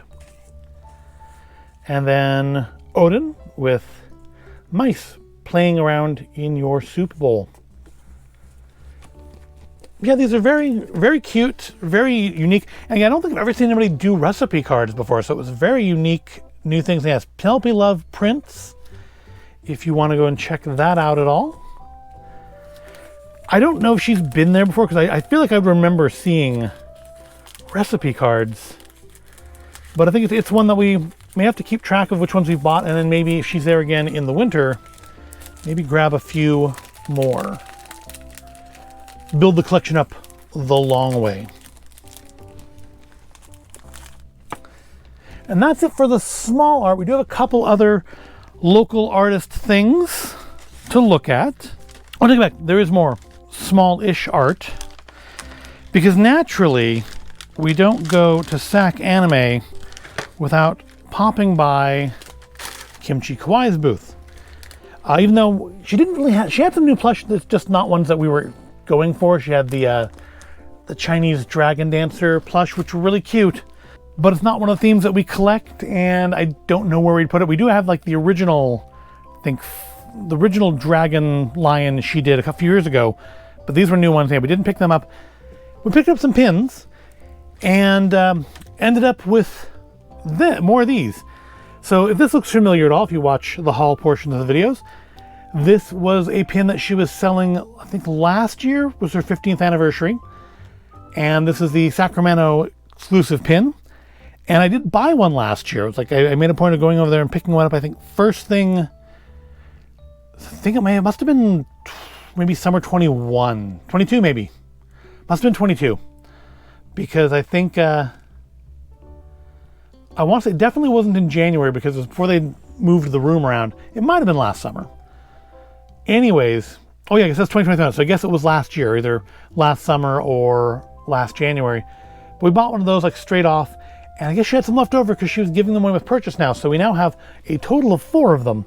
Also giving away with purchase, little, I think she called them badge flags. She had a couple different ones of those. We do have both of those. This one says, "Let's get caffeinated." It is a connection, of course, to the Parista Poffy line. I've done videos on Parista Poffy stuff before. We have, I think, pretty much a whole set of the Parista Poffy plush and most of the pins. But, let's see. But we each bought some pins there. And I don't know whose bag is whose. But this one, I think this one's mine. Yeah, this one's mine. I got the other badge flag, 100% awkward and awesome, kimchikawaii.com. I got another of the Sacramento pins. And then I picked up a couple of pins, they're actually for sale. I got the Capybarista pin. They need to do a plush of that. It would go well with the Parista Poffy, I think, sort of, to have the Capybarista with your Poffy cups. And then with Halloween coming up, I picked up the melting, misshapen ice cream treat, that favorite from when you were a kid and went to the ice cream truck back when ice cream trucks were real and a thing. And they always had these they always looked really super cute in the picture on the side of the truck, and then they looked like that when you opened them up, or worse. It was a little melty too, but I thought it was really cute. She also, I think, had a bat one, but I liked the pumpkin the best. Which means that this bag must be my wife's. And she picked out, so she got another one of the Let's Get Caffeinated flags. And she got a couple of the Parista Poffy Persona pins. So I think, yeah, peppermint latte, and pumpkin spice latte. And I think she's put out a few more of these, because I thought we were last year, I thought we were all caught up on her Persona pins. And this year there were I think, a number that we didn't have. So I picked up 2 more of those. And then she also picked up, oh no, she got hers on a card. I guess because she got hers on the first day. This is actually the kind of card that ours came in when I bought mine last year. So yeah, we got 3 more Kimchi Kawaii Sacramento pins, giving us a total of 4 of them. What will I do with 4 of them? I don't know. Maybe I'll stick one on that little zombie back there along with my Ashen's Tat collector badge. Let's put these off to the side though. Because there is more arts to look at, more stuff from local artists. That is actually the last of the truly small stuff. Well, I guess this doesn't count as very large either. It's another place that I've gone to before and featured in previous haul videos, and that is Citrus Atelier. I have a couple of her little protective jars off back there behind the Haunted Mansion, and you know, I decided to pick up another one while we were there. If we can get it out.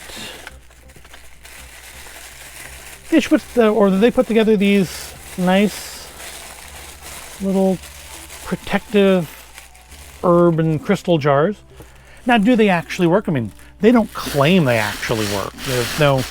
There's no like weird promises when you purchase these.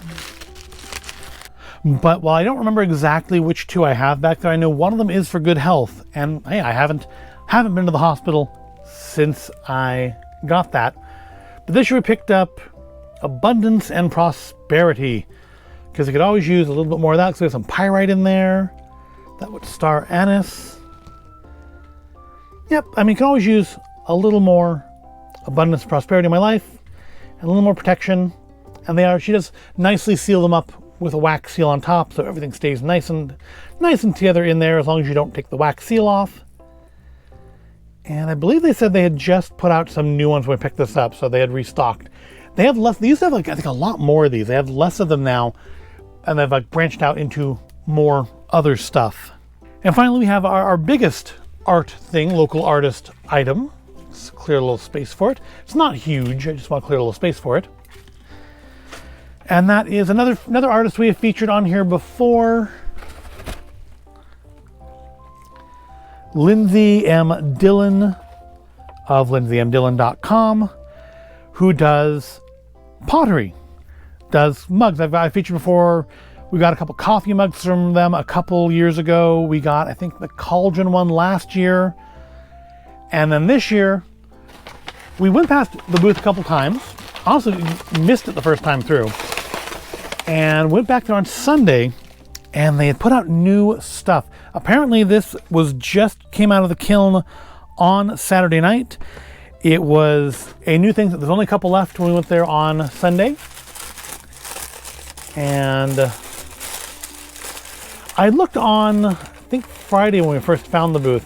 They had a really nice calcifer like chalice, but it was $80. And I get why it was $80. I mean, all the stuff's handmade, but I just couldn't swing $80 for a chalice that I'm legitimately not going to drink out of. The only time I've ever drank out of the mugs we've got from them were, I think, in the Keurig video, because I was making like 8 cups of coffee in that video and needed cups to put it in. And they're perfectly nice cups to drink out of. It's just, they'd be good for drinking coffee while playing Dungeons and Dragons or something, not just my everyday mug, because also I wouldn't want to break them. We picked up, these were brand new, fresh from the kiln that morning, a No Face mug. Also, I love this paper. I loved when Disneyland used to wrap your stuff in this. I love this kind of protective paper. I picked up a No Face cup. And yeah, it's very nice. It's a very nice sculpt of No Face on the front there, I think. Yep, brand new. So as of this recording, this thing is, what, like 48 hours old? Of course, by the time you watch it, it's over a week old. But yeah, she said that they just took these out of the kiln on Saturday. I bought it on Sunday. And yeah, it's very nice. Don't know what to do with it, because I don't feel like I'm gonna drink my tea out of it, but it's very nice. It'll probably end up on a shelf somewhere, maybe with stuff in it, but it's very nice, and we couldn't pass it up. But I think that does do us for all of our local artist stuff. Yeah, we supported, I mean, not in necessarily big ways, but we supported local artists, I think, a fair bit more than we usually do.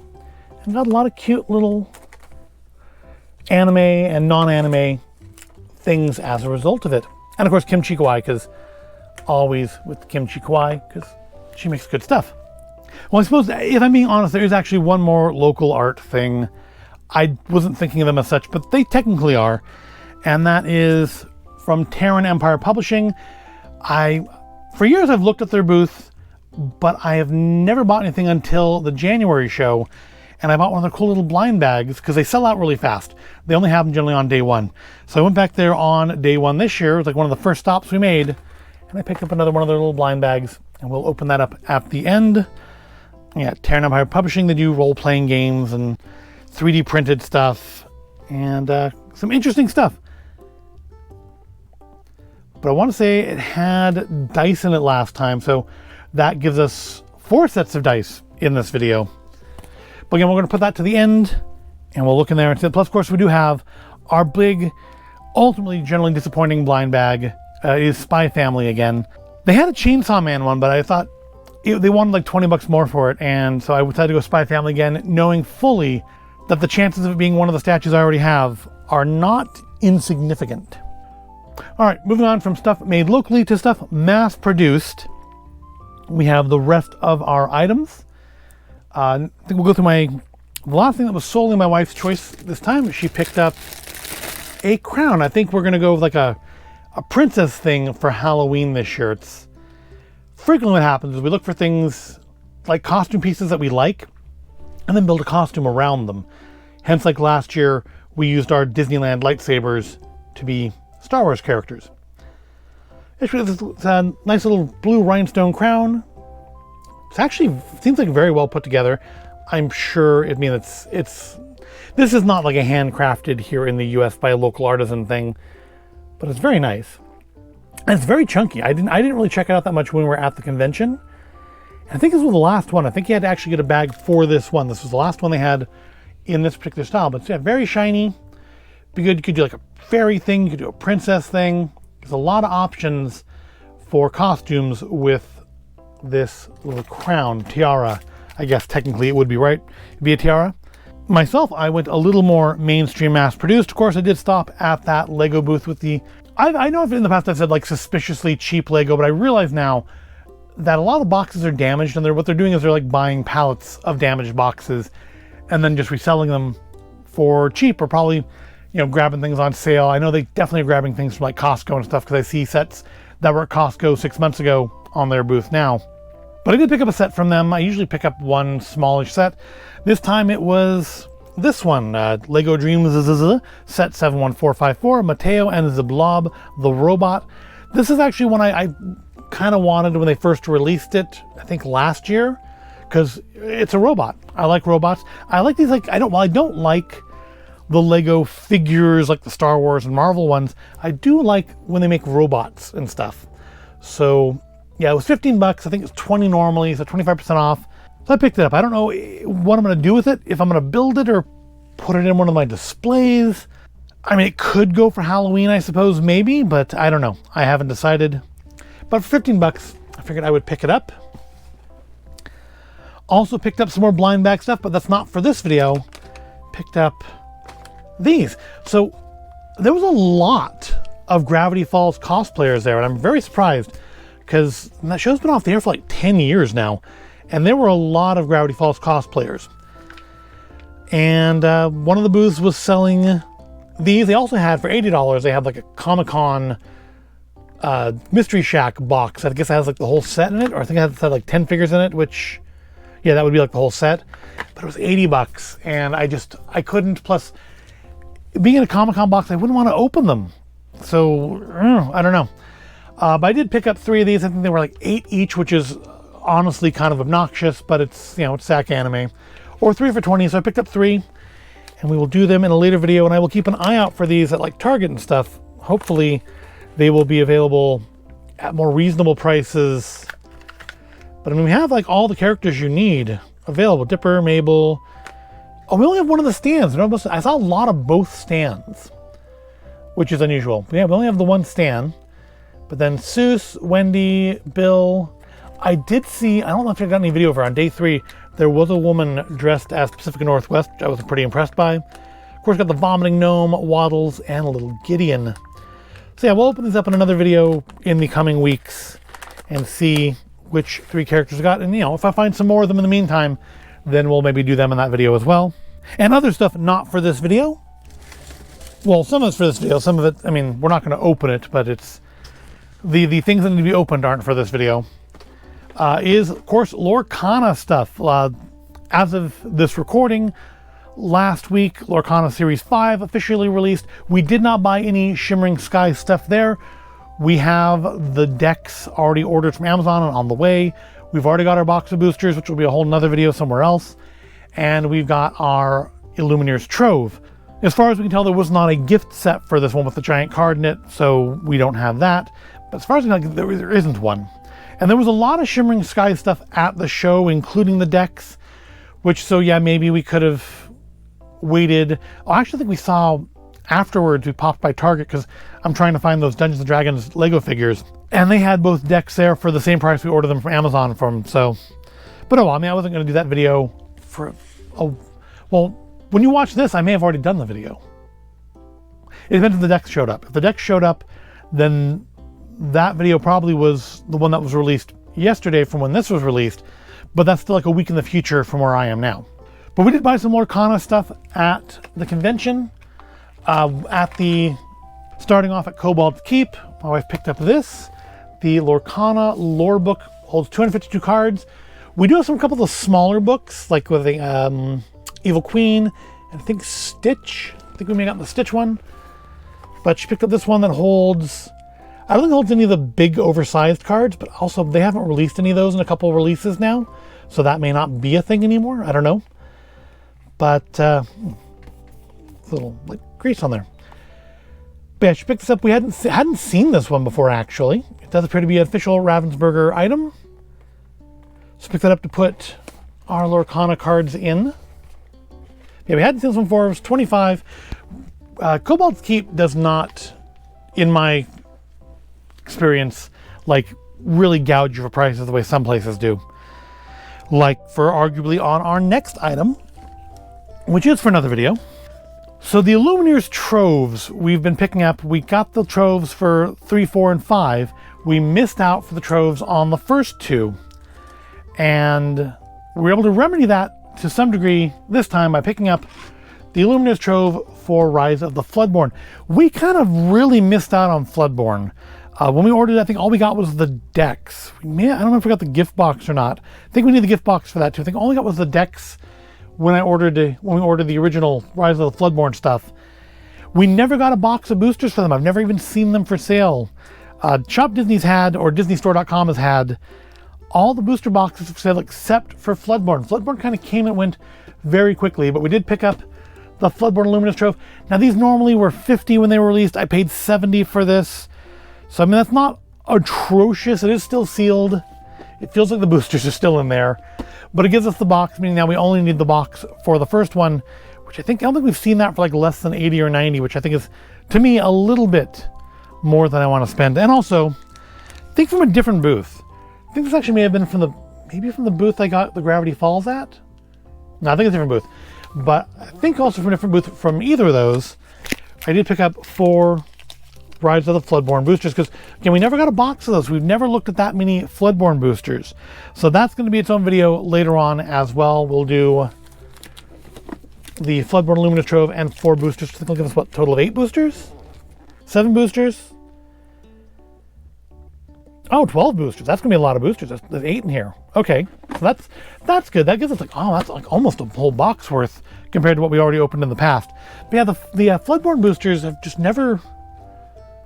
I've seen the first chapter a lot more than I've seen Floodborn. And these were, I think, $6 each, which is about retail price for them. So I had no problem in buying that.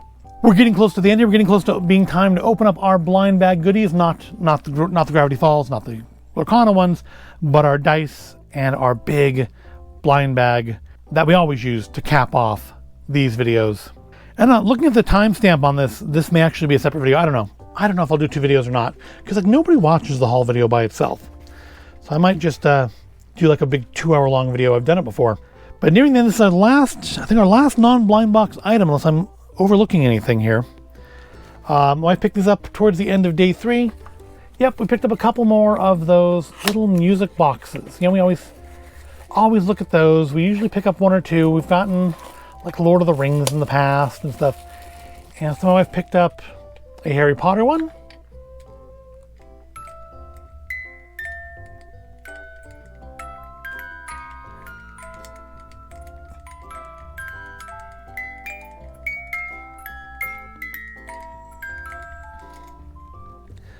I'm a keeper. Got some Deathly Hallows on the side there. May of the Rite of the Firebolt. And a very, I don't know, very a kind of great value looking Harry Potter logo on the top. But always these fun little music boxes, the little laser cut, little wooden boxes they go in. We have a number of these now. I feel like we might have, honestly, a Harry Potter one, but I think it's the other design. They had multiple designs. And then Charles picked up Jurassic Park, which I'm pretty sure we don't have a Jurassic Park one. Let's pop that out. Dinosaurs. Got the Jurassic Park logo on the inside, and then of course play that.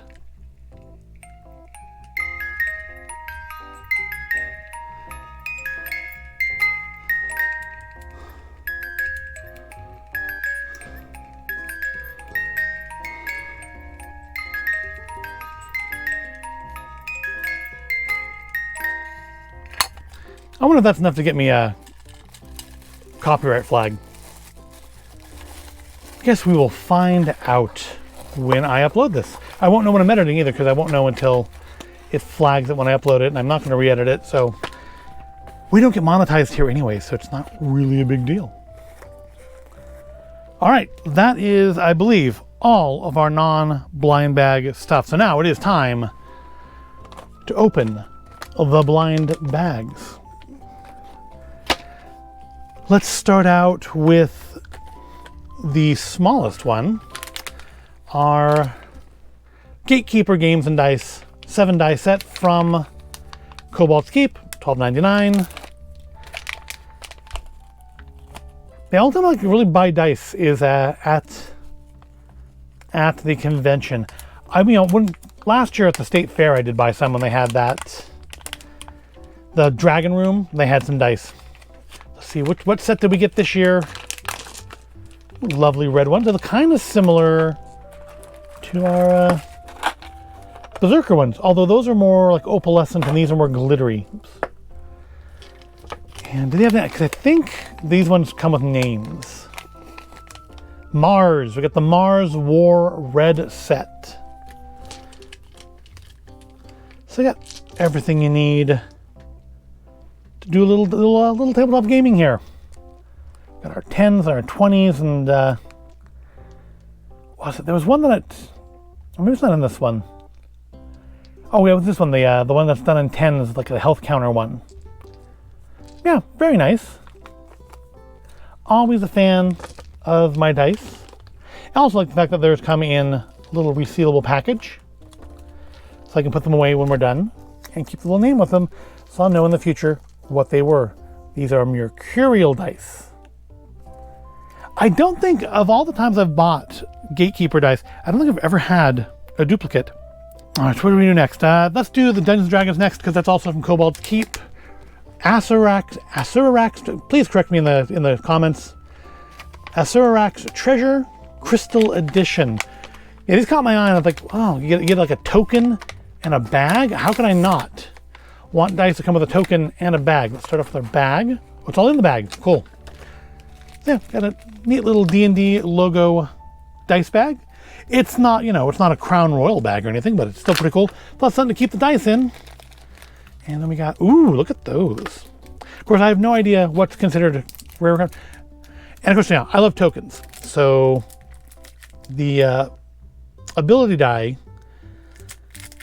or ability token here, coin, It's nice. It's a good chunky heavy metal thing. I like it. I will probably buy more of these if I see them again. And these ones are 20, so it's, you know, not that much more expensive. And you can actually, the bag feels actually a very decent quality. It's reasonably thick. It's well stitched.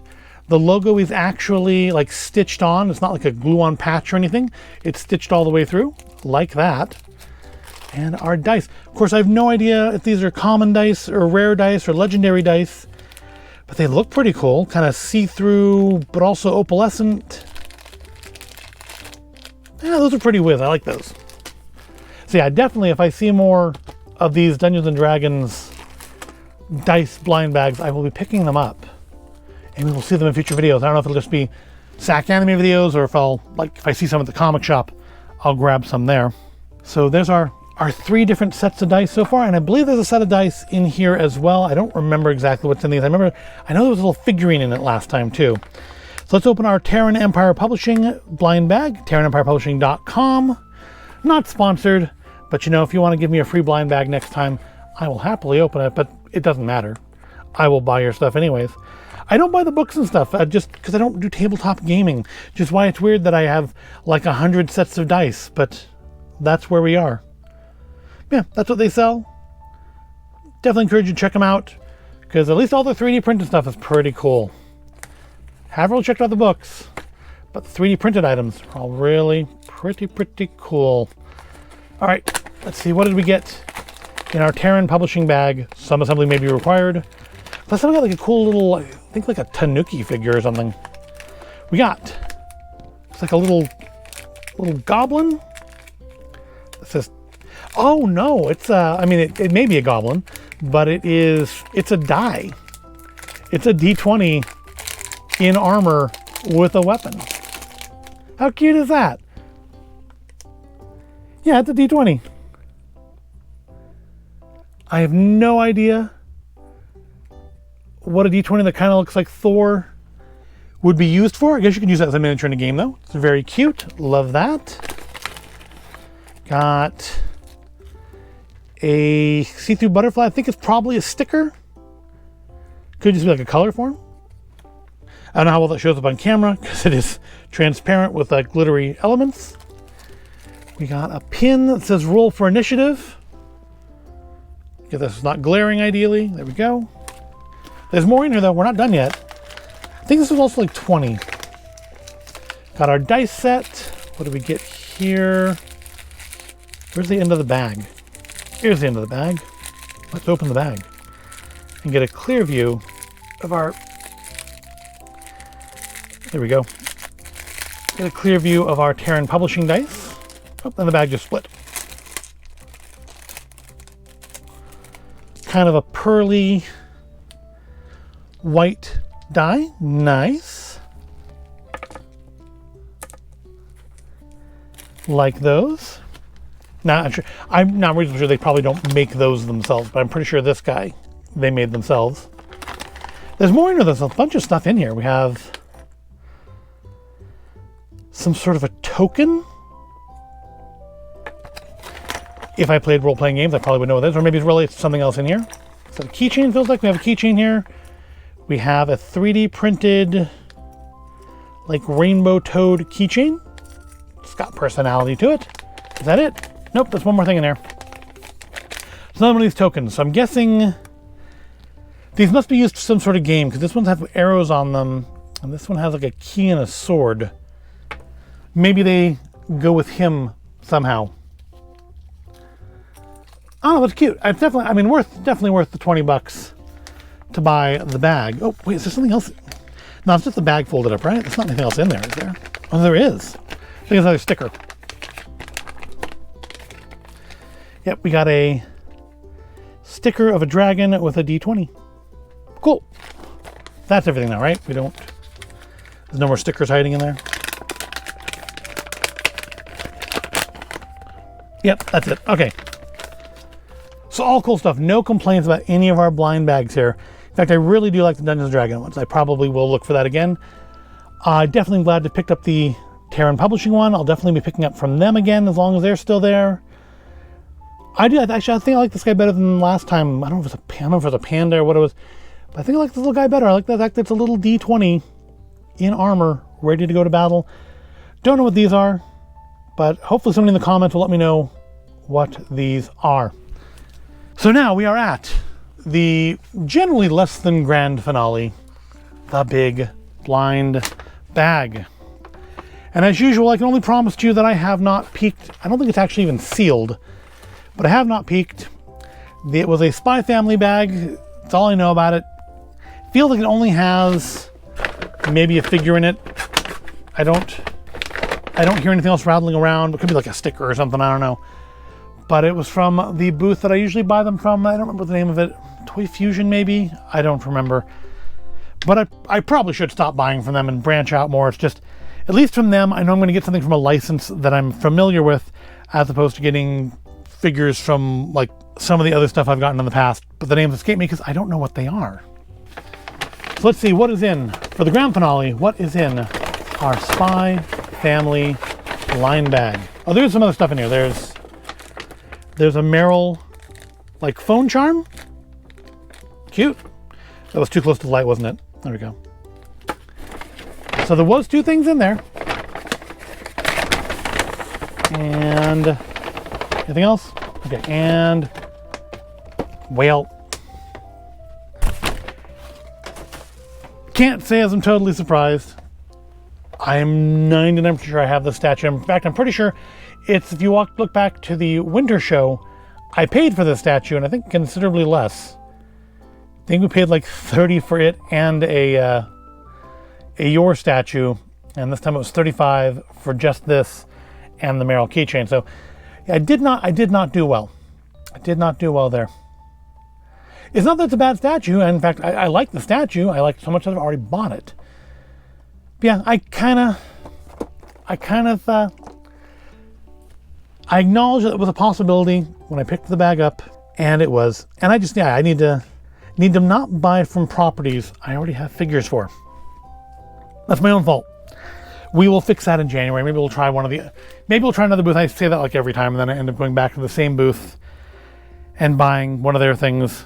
But sure, last time we got the Cowboy Bebop statue, and I quite liked that. That actually is up on a shelf. But this, I do also quite like, because again, I've already bought it. But that's it. That is the haul video. It's a whole another like hour of content, making this whole thing probably 2.5 hours long, all told, unless I split it up. And I don't think I will. I think I'll leave it all one big piece. And with that, we do sadly have to put SacAnime Summer 2024 in the books. It's over, officially over for me now. We've opened everything. Got some good stuff this year. Got a lot of dice. Got 4 sets of dice, which is, for somebody who doesn't actually play any tabletop games, way too many dice, but still pretty cool. So before I end, I do want to thank all the cosplayers that allowed me to record them. I want to thank all the ones that are in the potato montage at the beginning, assuming the camera didn't lose stuff. It was acting a little funny on day 3. You all looked really great. Otherwise, I wouldn't have asked you. And there were plenty of other people who I didn't ask who also looked really great. And if you see stuff in the video, chances are I thought you were really great. But did you go to the con? What did you think of it? What was your experience? Where should I buy a blind bag from? Who should I get a blind bag from? Let me know in the comments what booth I should get a blind bag from, and maybe next time around we'll do that instead. But it was a good time. Expensive as always, but a good time.